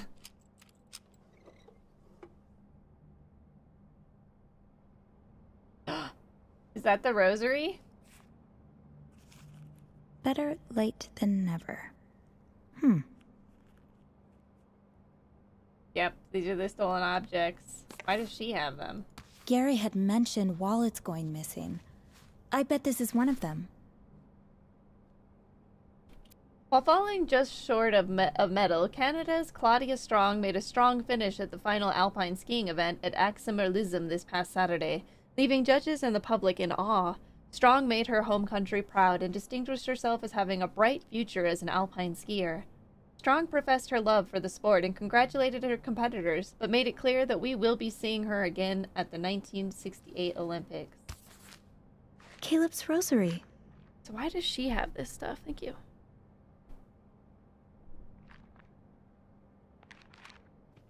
What are you... Mrs. Santorelli, wait, why did you steal all of this?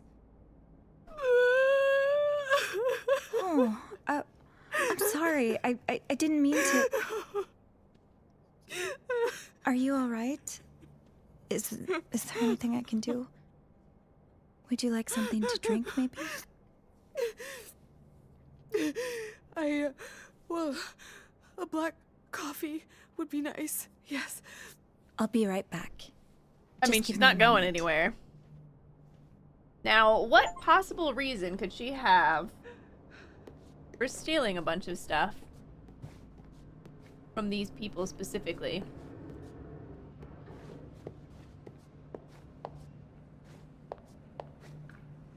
Don't worry, little cups. I'll bring you some more friends. Can I clear out the 303 one? Have I just like, is that like just stuck there now? One coffee for Irene. She didn't say anything Poor about sugar, Irene. so. I hope a warm drink will soothe her. At least a bit.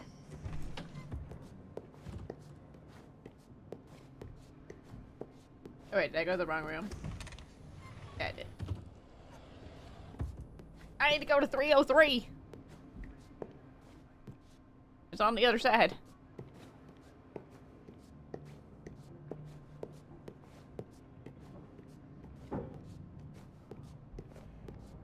Hey girl, you gonna explain? Thank you. Mrs. Santorelli, I don't want to get you in trouble. I'd just like to understand what happened. Please. I'm afraid it's not a particularly cheerful story. Bruno, my husband, was diagnosed with cancer over a year ago. Terminal. Nothing to be done. The doctors told us he only had a few weeks left to live, but he's always been strong. He passed away only 3 weeks ago. I'm sorry. I took care of him for all those months. I wanted to be there, of course. I loved him, but it was so stressful. So draining. During that whole time, I barely went out. I had no social life, spoke to no one but nurses and doctors. The only time I could escape, just for a few minutes, was when he'd be resting and I'd flip through a gossip magazine. But after a while, even that wasn't enough. I understand. I took care of my mother for many years. Her illness wasn't physical, but still, it was incredibly taxing. It felt like this dark cloud over me. And the worse she got, the more it seemed like I'd never see the sun again. Yes, exactly. That's when I started having this impulse to steal. I didn't need any of the objects I stole. I barely registered what I was taking. But I just couldn't resist. I thought it would get better once Bruno was gone, but if anything, it only got worse. I mean, the stress of figuring out the succession, what to do with the house, this trip, and of course, my mother-in-law treating me like a criminal, contesting my husband's will. What happened? Why would she do that? She thinks I'm not grieving enough. But I've had over a year to prepare for Bruno's death, to grieve in advance. It's not my fault she decided to stick her head in the sand and refuse to face the inevitable. And now, because I don't spend every waking hour crying my eyes out, she thinks I never even loved him. She thinks I'm some kind of black widow who only married him for his money. We all grieve at a different pace. It's a shame that your mother-in-law can't see that.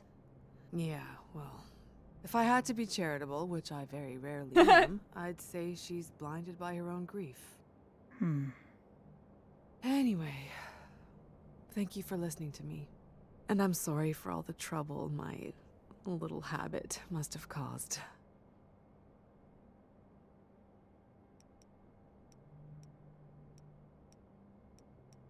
If you'd like having someone to talk to, I've noticed some similarities between you and another one of our passengers. Mrs. Adams, from room 307. She also lost her husband, and she seems quite the fan of celebrity gossip, too. I was thinking that maybe you two could keep each other company. Oh, I don't know her. I don't know believe her. she's in the lounge right now, if you'd like to join her. Thank you. Is there no way to patch things up with your mother-in-law? No, that ship sailed long ago. Things weren't exactly peachy before Bruno's death either. She resented me, blamed me for not bearing him a child. She accused me of cheating on him because I dared have coffee with another man. Oh no, I never stood a chance. She made up her mind about me the moment I stole her precious son from her. I see what you mean. Is it okay with you if I return these 3 items? Their owners would probably like to get them back. Yes, of course. There's one more, actually.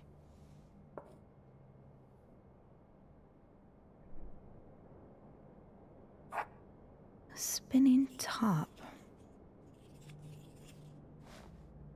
I wanted to return them, but I've been nabbing things that were left lying around on tables and such.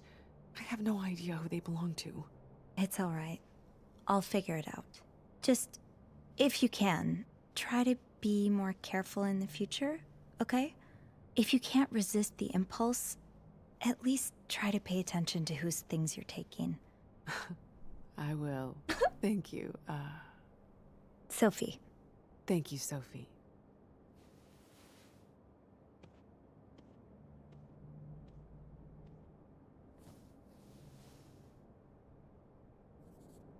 Now, let's get these items back to their rightful owners. Then I can give Caleb his rosary back. Okay. Looks like we got a little bit more mystery. We got to figure out what items belong to which passengers.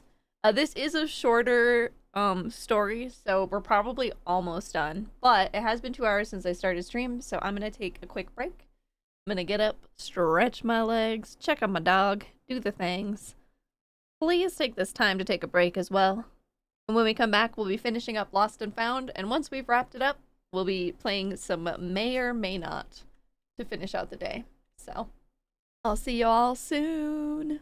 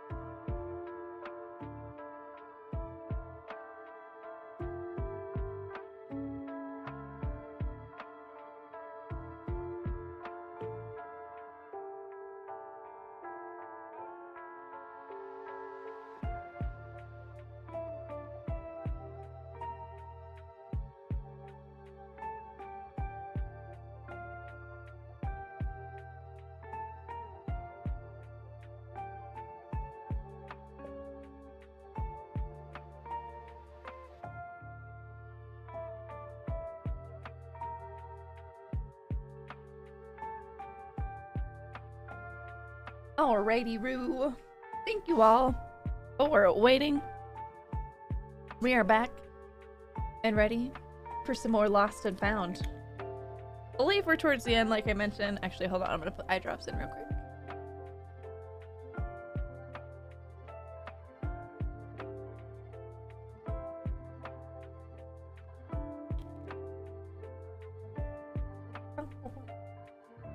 Okay, so we found the thief, and she's just a sad...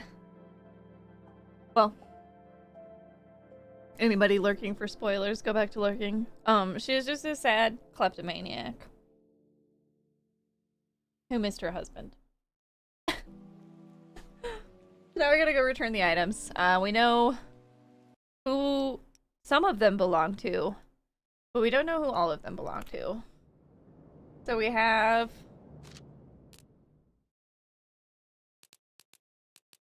a broken watch engraved with Delacourt, better late than never. I believe that belongs to the other widow.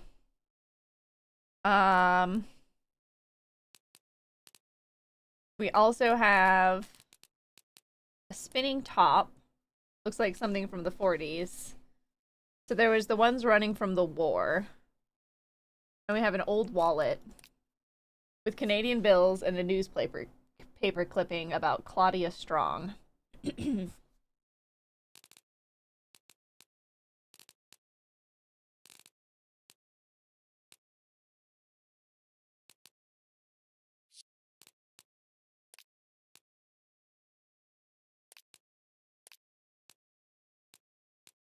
I'm thinking the top goes in the Giannini's cabin.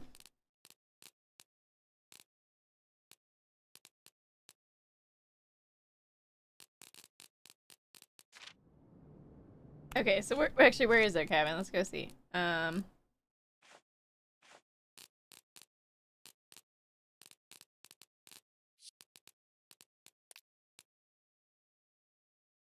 They are in 311.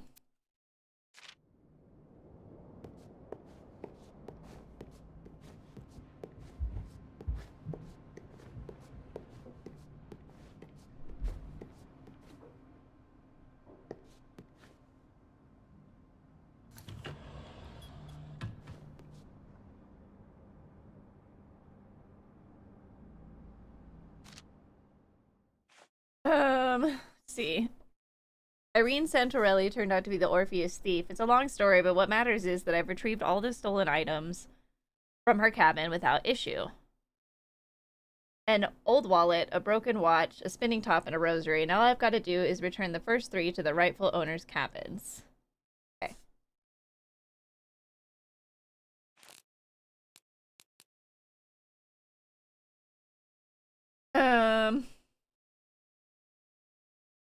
I wasn't expecting this, and it's a good reminder that one never quite knows what another person is going through. Irene's husband, Bruno, passed away recently after a long battle with cancer, a battle that Irene supported him through. She and her mother-in-law are returning from Bruno's funeral, and the combined stress of it all drove Irene to stealing. It wasn't out of greed or malice or anything insidious, just an impulse she succumbed to out of stress. Everyone has their thing. All's well that ends well anyway. I'll return the stolen items, and Irene will be more careful, hopefully. No one needs to get in trouble for this. I noticed a few similarities between Irene and another one of our passengers, Virginia.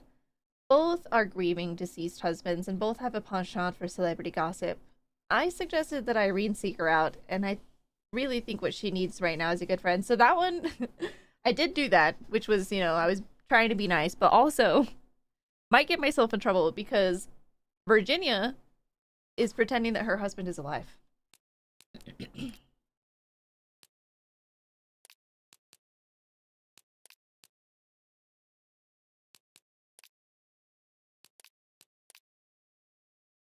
So yeah, the watch belongs to Virginia.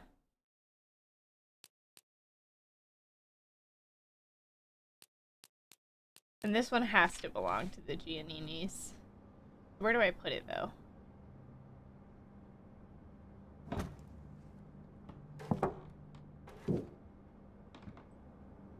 Oh, here.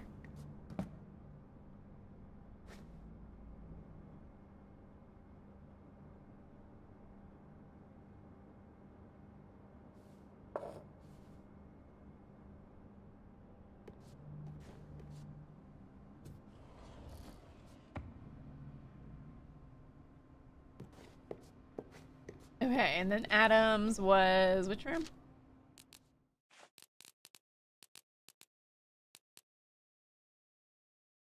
Oh, 307.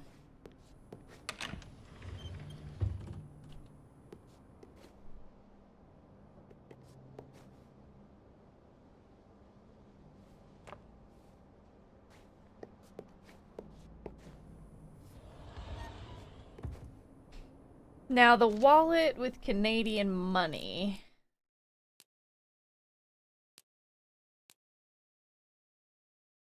Is that where Grant's from?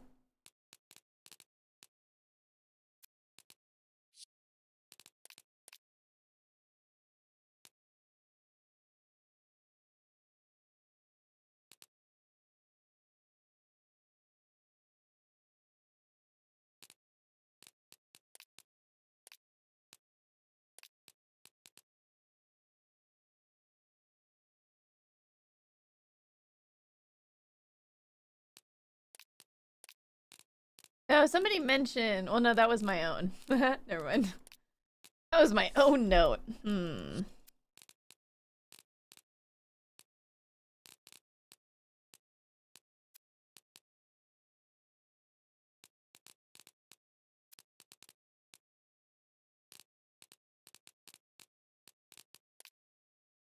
Old wallet with some Canadian bills. Enjoy your lurk, Taldos. Thanks for the 20 stream streak. Canadian bills in a newspaper clipping about an Olympic. What? Skier.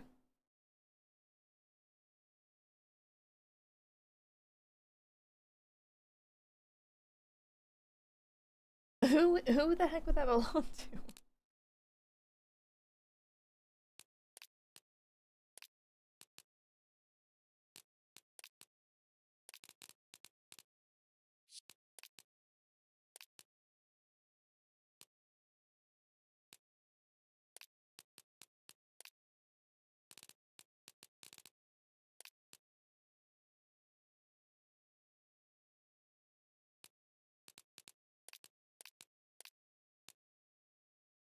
Part of it seems to be missing.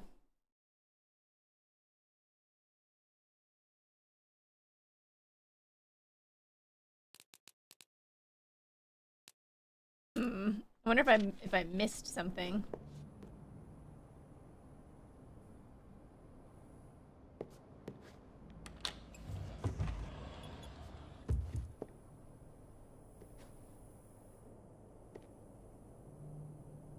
Oh, maybe the top is hers.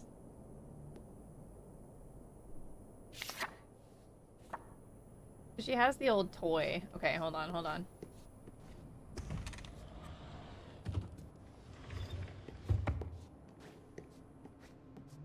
I think I put that other one in the wrong room.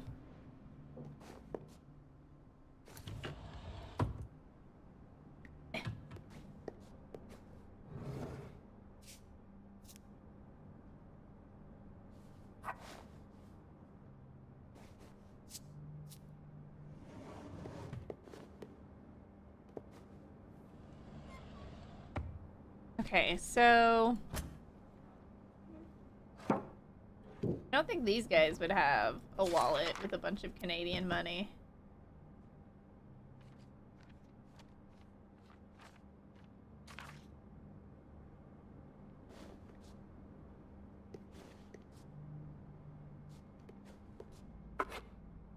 $1960.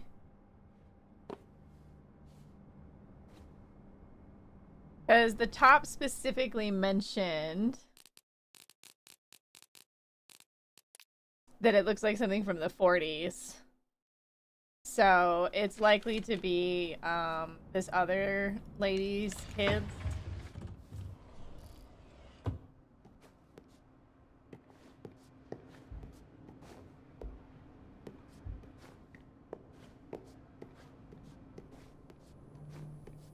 In here, I think.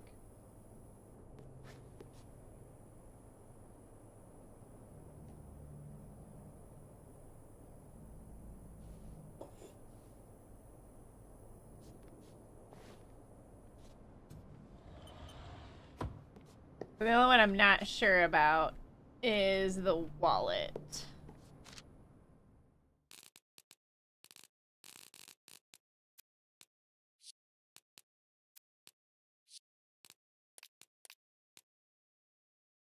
Oh, in Montreal's own Little Italy. Oh, wait, no, this goes in theirs. Okay.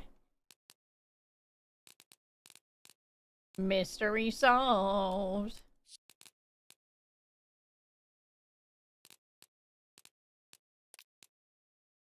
Yeah, better late than never. Okay, that was definitely in the right room.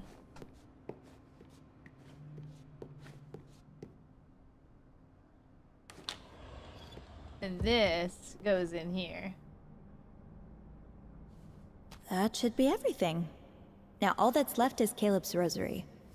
He'll be done his shift soon. I can wait for him in the break room. Alright, everything's back in the rightful place. I hope anyway. Yeah, I think so.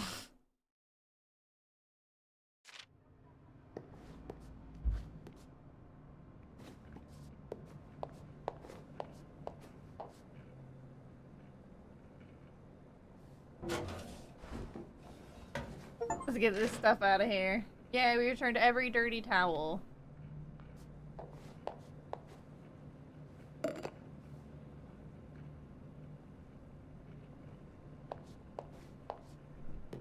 I feel like we're missing one cup. One cup.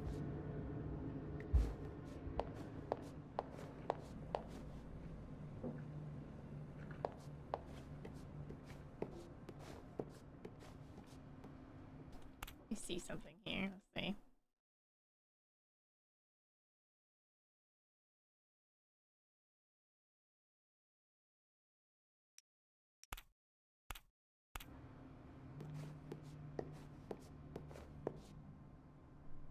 I feel like we got all the wine glasses, but I'm gonna double check for a coffee cup.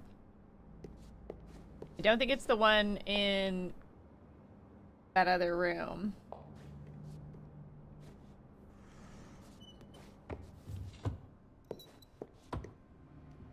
Supposedly nobody's in there. Or are they? Dun dun dun. Is there a coffee cup in here? Sure isn't. I love how I can get myself stuck in the door.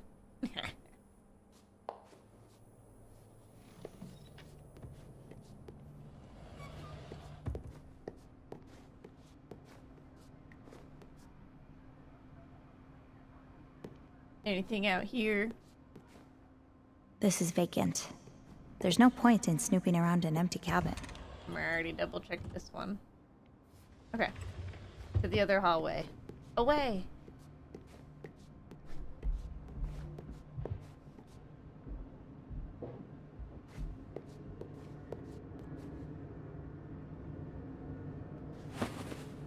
Oh, look at that. Tidy up a pillow.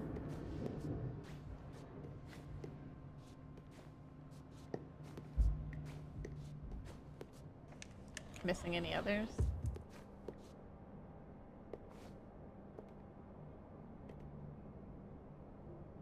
Okay, so every room had the possibility to put something back down. So we have to hope that we deduced correctly.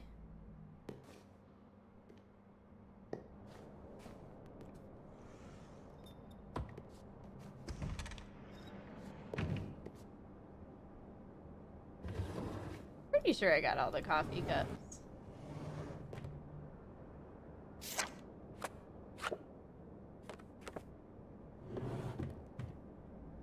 Or, well, actually, I would have the achievement if I did, but I feel like I got all the ones I could get to now.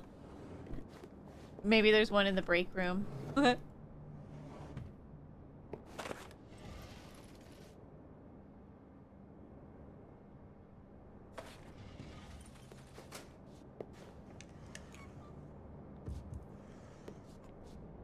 no cup in here.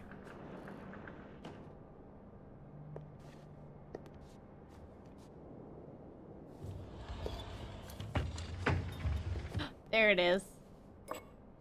But she caught me. Threw me off.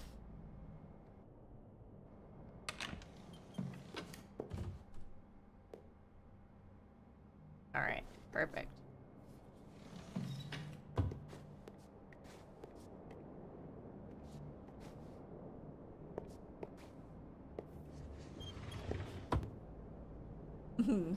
The wide open sea.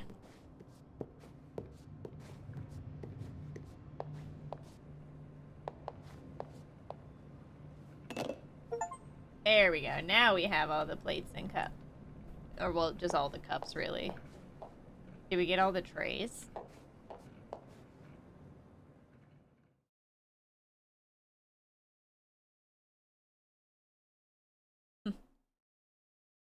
Hidden achievements.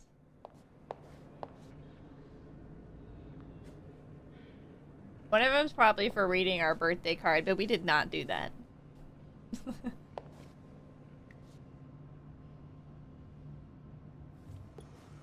Okay, let's go downstairs. I think we've done as well. Hopefully we've cleaned everything we needed to clean. How do I even get back down there, actually? Is it this way?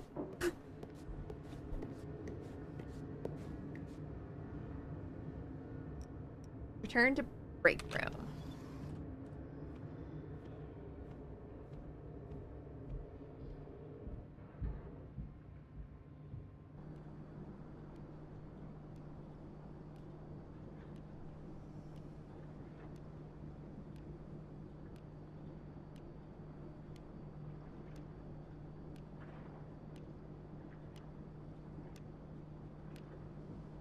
The tick-tock of the clock.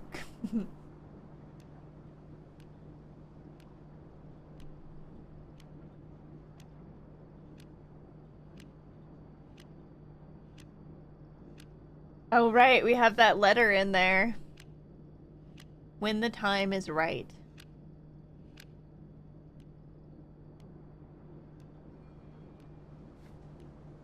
Is that from our mom, maybe?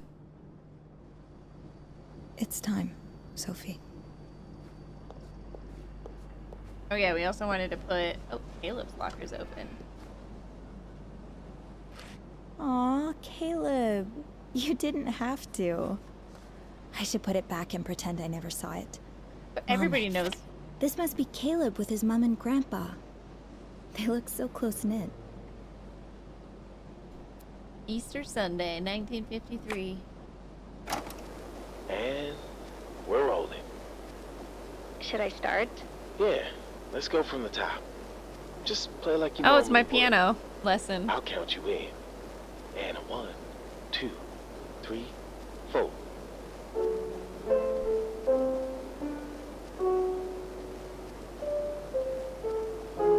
I'm such a snoop.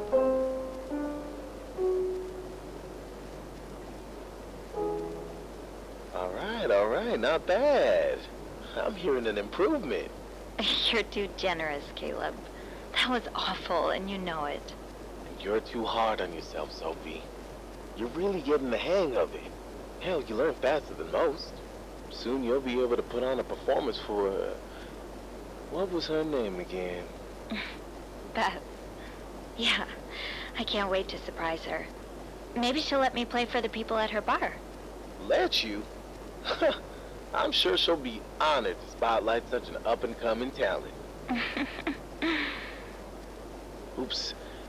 Let me switch this off. We don't want to listen to hours of us gabbing away. Cute. So I feel like if you didn't choose to romance anybody in the first game, he's probably an option. Okay, so how did they all know it was my birthday? Oh wait, didn't we want to put this in? Place your lighter. There you go, Teresa. I don't want to encourage your smoking, but I don't want you stressing out either. You have a birthday? Yeah, it's fall 13.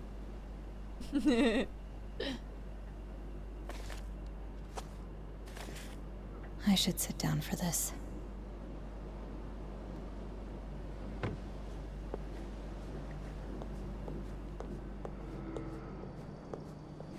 And I was talking about Sophie though. It's her birthday. You tell her happy birthday.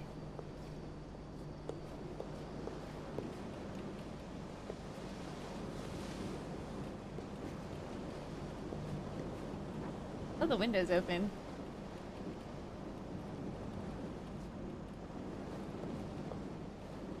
Caleb was practically scandalized when I told him I don't have a turntable of my own. Maybe I should save up for one.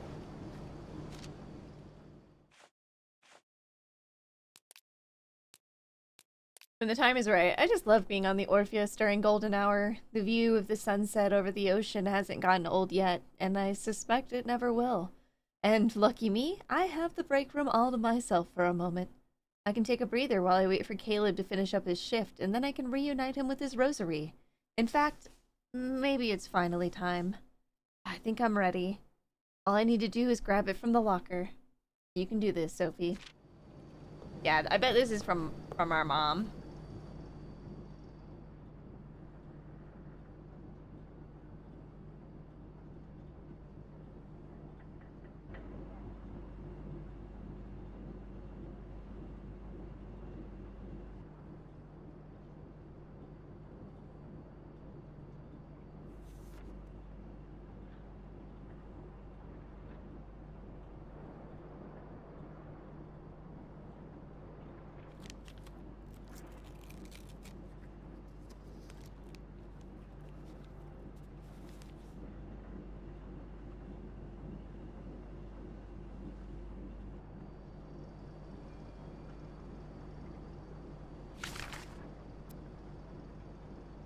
Sophie, ma chérie, April 14th, 1961.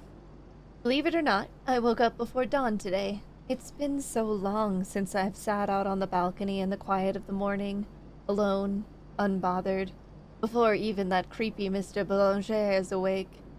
Tant mieux. I can relax without him staring at me from the other balcony. I know you insist that he's harmless, but why would a man living alone hang out so many clothes to dry? They can't all be his. Anyway, I refilled the bird feeder and a few curious robins joined me as I had my morning tea. I'd forgotten how calm the mind gets when you watch the sunrise. I feel like myself again, but I'm well aware that these moments go as quickly as they come. With my heart in the condition it's in, I don't want to take any chances, so I'm writing this out now before the clouds return. I hope that if you're reading this, it provides you with comfort in the wake of my passing. Or perhaps you got your hands on it beforehand. You've always been so good at finding my hiding spots. How many Decembers did I spend moving your Christmas gifts from one closet to the next, trying in vain to keep them out of your grasp? I know that I've been spending more and more of my days in a haze, and I know that I've often pretended that it wasn't the case.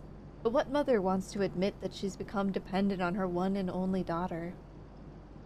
I can still hear your grandmaman's voice as she told your Aunt Giselle and me, "I'm so lucky to have daughters who will take care of me when I'm old and gray." Oh, how I loathed the thought of such a life. I swore I'd never, ever put that on my own children. However, life has other plans. So it goes. I confess, shamefully, that I now understand Grandmaman's perspective. I can't help but feel incredibly lucky to have been in your care. That said, please know that I see the way you rub your eyes after a long workday, humoring me with your sweetness and patience. I hear you try to hide your disappointment as you find excuses to stay in with me instead of going out. I notice how you keep things from me, borrowing the newspaper or turning down the radio whenever there's talk of war. It's sweet the way you go out of your way to protect me, but you must be so tired, Sophie. I can only hope that by this point you haven't lost too much time. My world has regrettably shrunk down to the walls of our apartment.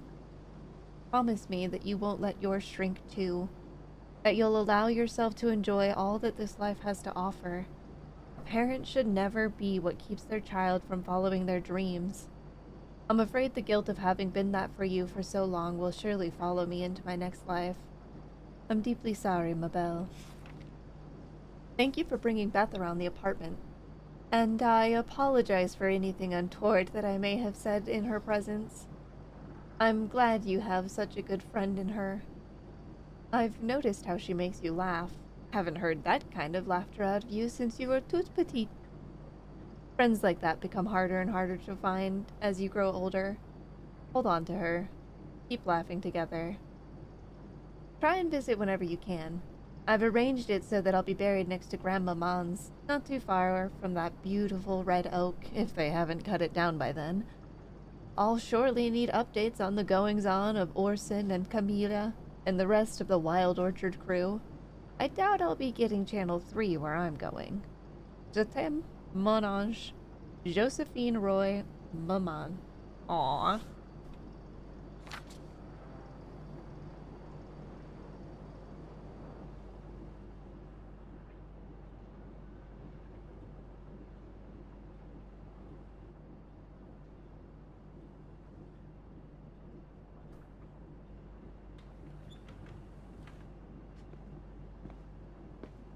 Oh, hi, Caleb.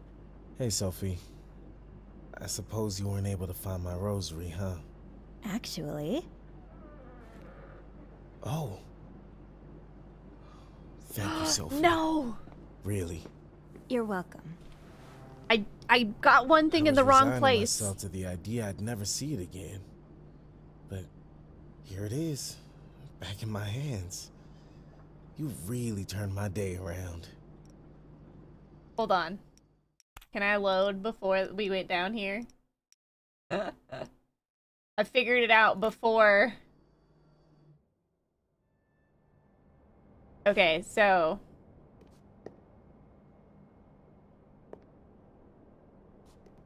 the wrong one. We'll skip through that stuff again.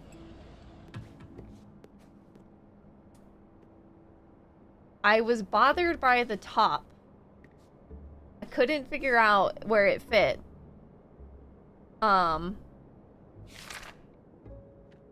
It's here. It's got to be his lucky item, right?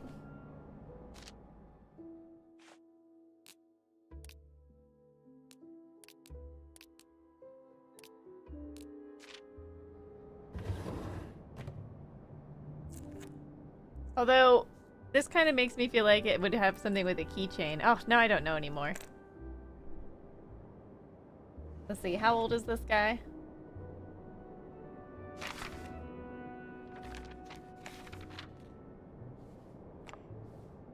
Nope, nope, nope, nope, nope.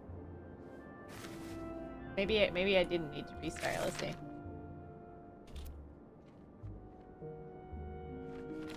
It was the note on the postcard, I think. Let's see.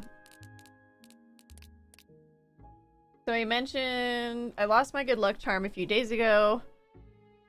I've had that thing since I was a child. Kind of feels like that would be the top.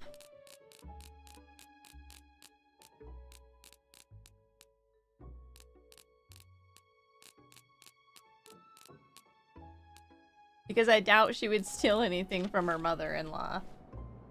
No matter how impulsive she's being. I think that's the right one. And he probably had it on the key. Yep, that's it. Okay, we almost failed. I don't know. I don't know what made me think of that all of a sudden.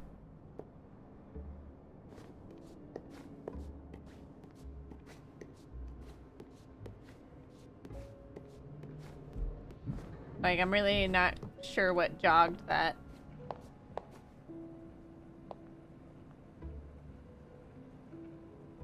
Don't worry, little cups. I'll bring you some more friends. You already had your cup for the day, Sophie. You know how too much caffeine messes with your sleep.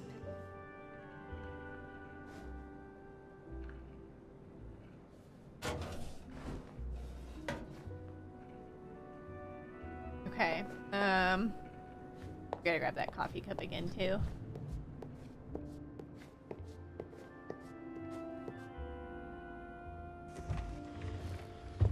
We had put it in here because we saw this toy car and we're like, oh, it must just be another keepsake, but it makes way more sense that it would be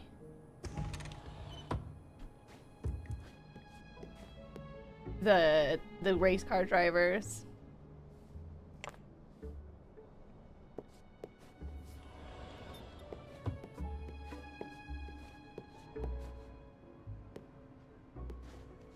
And then the wallet was the restaurant owners because they were in Little Italy in Montreal.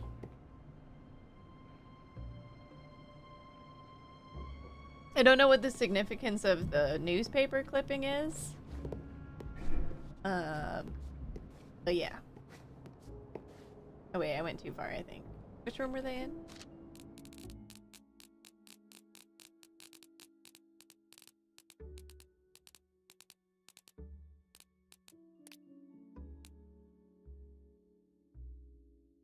The Gianninis. 311. Oh, I confused myself.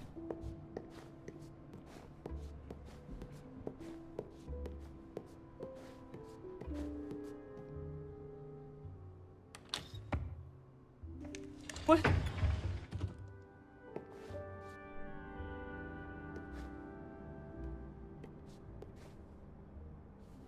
That should be everything. There we go. Now all that's left is Caleb's rose break room. Oh, right. But where was that? Where was that other coffee cup? It This was is in... vacant. There's no point in snooping around an empty cabin. The room opposite this one. Yeah.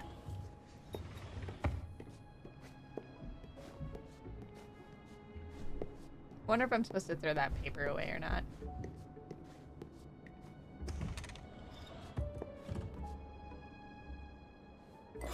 That's where the coffee cup was.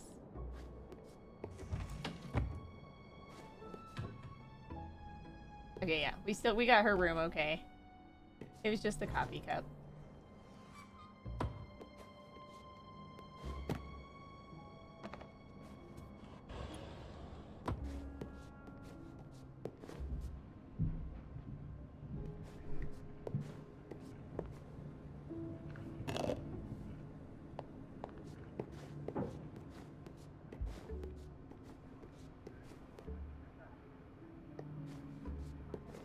And then there was the one waiting room pillow.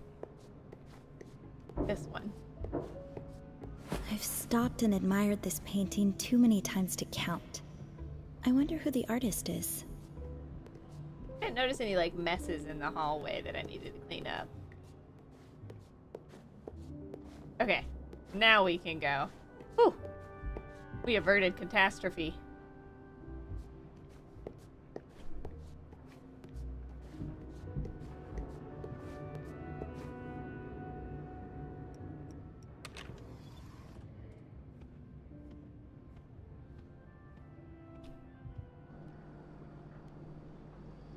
Ooh, they It's actually done, had the ability to Sophie. skip in this one.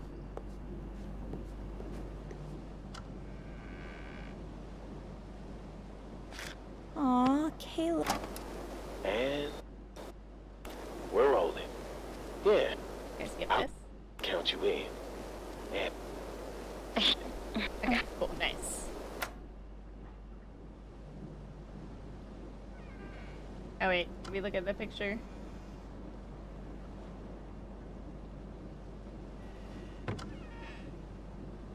Picture. This must be Caleb with his mom and grandpa.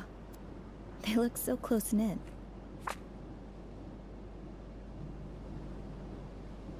Close it. Put her lighter back. There you go, Teresa. I don't want to encourage your smoking, but I don't want you stressing out either.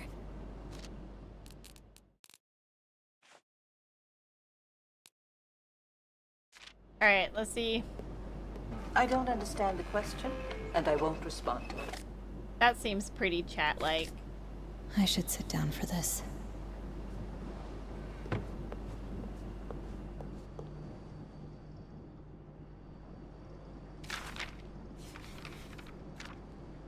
That was a really good letter. Alright.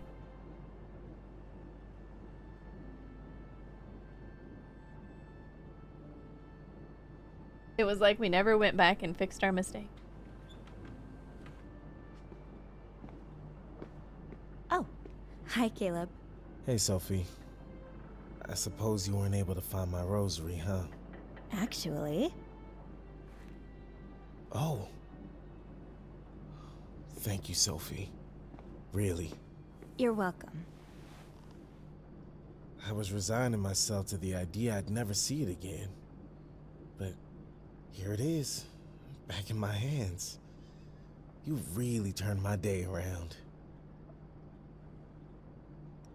I try to use my snooping powers for good. Well, when you have a superpower, you've got to use it for good.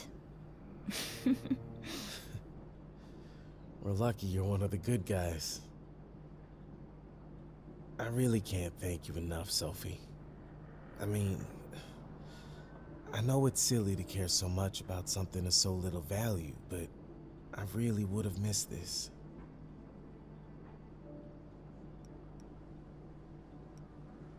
I don't think it's silly. My mom died recently, and she left me this. She had it for so long, I can't remember her not wearing it. It's probably only worth a few dollars, but losing it would feel like losing a part of her, you know? You said the rosary was a gift from your mom. Did she pass away too? Oh, no. She's still very much alive. It's, well, believe it or not, being a cruise ship musician wasn't exactly my career plan. I had other dreams, but things didn't work out. And I was so lost, so angry for years. Then my mom gave me this. It used to belong to my granddad. It reminded me, still reminds me every day, of the kind of man he was and the kind of man I aspire to be.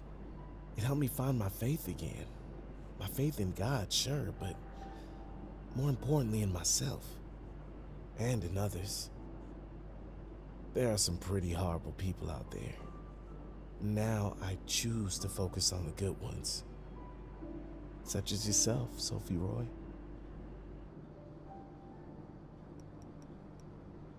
Yeah, see, this is where if you hadn't romanced somebody, you would be able to hit on him. Thank you for sharing this story with me. I'm sorry if this was a little heavy. No, you can always talk to me about anything. We all have difficult times. It's easier to get through them if we have someone to talk to. You're right. Thank you for being such a good listener.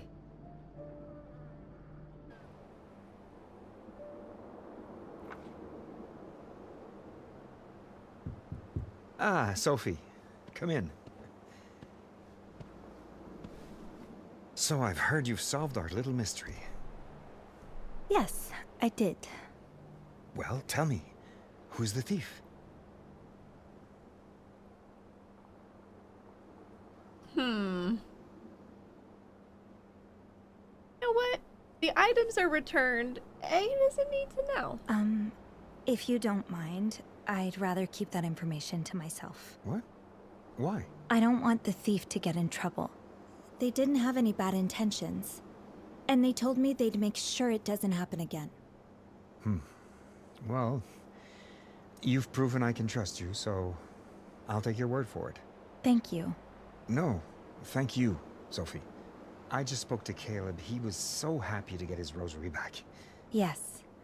It sounds like it means quite a lot to him. And he means quite a lot to me. He's a good guy who's been dealt a pretty shitty hand. I'm glad this story has a happy ending for him. Me too. Speaking of happy endings, tell me, how does Sophie Roy, head stewardess, sound to you? Head stewardess? You mean... The position's been vacant for quite some time. Aw, yeah. I was waiting for the right candidate, and I think I found her. You've handled our little predicament brilliantly. Everyone got their items back, there was no scandal, I didn't get yelled at by the cruise line. I really couldn't have hoped for a better outcome, and that's all thanks to you. So, what do you say? Let's see. Well, I'm not sure I'm qualified. I mean, I've never managed people before. I know how you feel. I was pretty terrified the first time I had people looking up to me, waiting for me to guide them. I thought, how the hell can I tell them what to do when I don't even know what I'm doing? But the trick is to do it anyway, you know? And after a while, you realize you do actually know what you're doing. Yeah, I guess that's true. This would be more of a long-term position, right? That's the idea, yes. That would be a long time away from my partner. Ah, well, yes. One of the drawbacks of our glamorous sea-bound profession, I'm afraid. It's not impossible to navigate, though. Between cruises, you'll still have plenty of time to spend at home. That's true. It's just, we've both been so busy. It's been hard to find time to be together at all lately. In that case, maybe he'll want to come aboard for a little holiday sometime. I'm sure we can work out a discounted price. Yeah. Yeah, that would be nice. So, can I count on you? Yeah, we're in. All right. I'll do it. Excellent. You'll do a wonderful job. I just know it. Thank you. It's funny. I came to work on this ship just to get away from Montreal for a while, but now I'm thinking this is exactly what I needed all along. She's way out of his league. Oh, I agree. A soap opera actor? No. She deserves an A-lister. I Yay! always thought there might be something between her and Elvis, but Oh, finally someone gets it. Everyone told me I was crazy.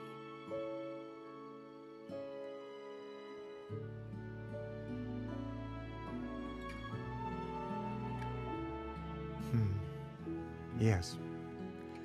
Most of us embarked on this journey without really knowing where it would lead us. But I guess there's something about the ocean air that just makes everything clearer. Yeah, there is.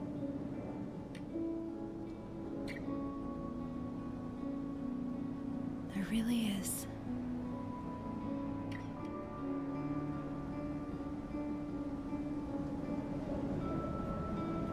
Head stewardess, eh? Maybe we could get some more games out of this.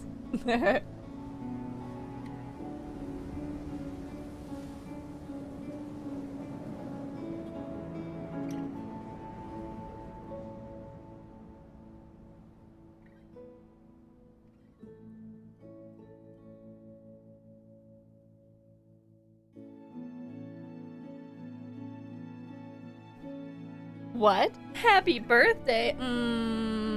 It was Sophie's birthday? We completed the game! Yes! We got promoted. We left no trace of snooping. We created a new friendship. Did we get everything to the right people? We got $1. We got $1. We got $1. Birthday bitches. Birthday, bitches. Well, it's happy birthday, Sophie.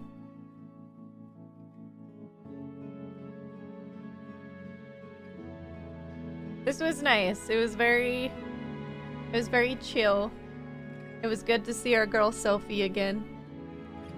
I like that you could choose which ending you chose for this bed we made so that those little small changes would reflect in the world, so like the letters and stuff.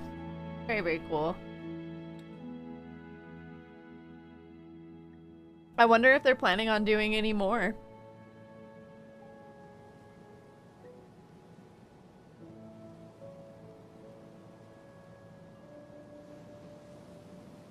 Playtesters, let's go. Didn't run into any bugs.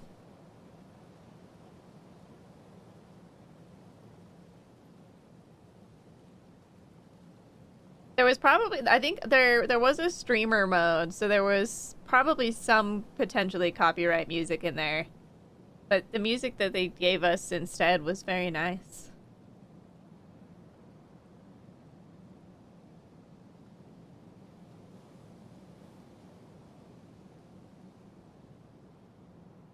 Canada funded this.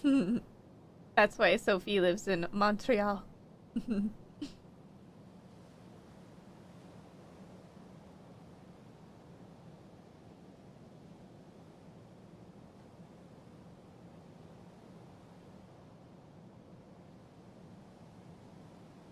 fun. Toast is upset about something.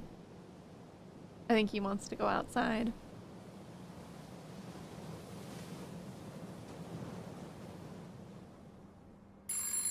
Close your eyes, Del.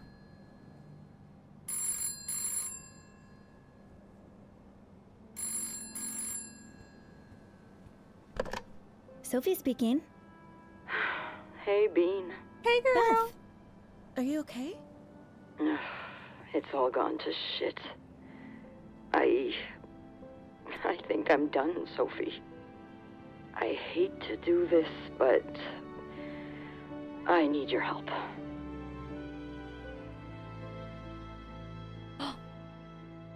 What? Mystery on the Eurydice? They are planning another one. Oh ho ho. Hold up. Apparently we didn't clean every one perfectly.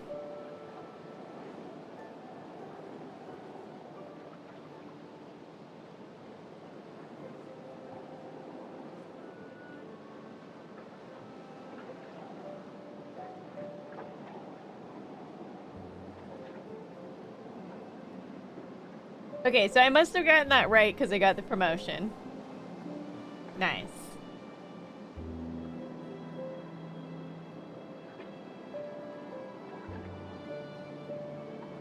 Just have a handful of achievements to do again.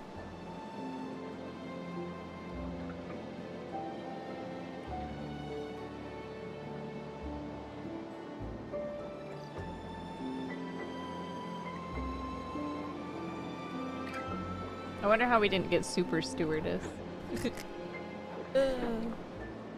Alright, so that was Lost and Found, a This Bed We Made story, and it seems to me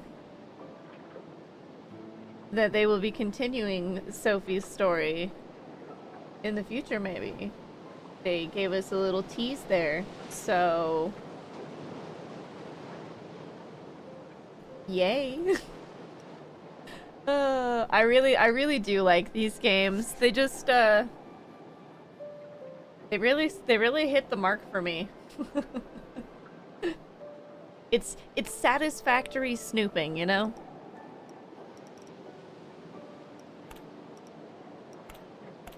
Alright. If you liked the game, make sure you add it to your wish list, maybe buy it so you can play it yourself, get some of the other endings. Very fun game. The first game is really good as well. I would highly recommend playing that one. That one, I mean, they're still shorter. They're shorter games, but that one's a little longer than this one, I think. Maybe not. I don't know, I played through it a bunch of times, so they're not very long, but they're so good. I really do love them. And shout out to the developers for gifting me a key. Alright. We are going to close this out. We're switching over to May or May Not to finish out the night. YouTube, I'm going to be shutting both of the feeds down, and then I'll be reopening them in a little bit for the next game. So if you want to keep watching, keep an eye on the channel for the next live feed. Yeah. See you in a few, YouTube. And if you were just here for this game, thank you for hanging out.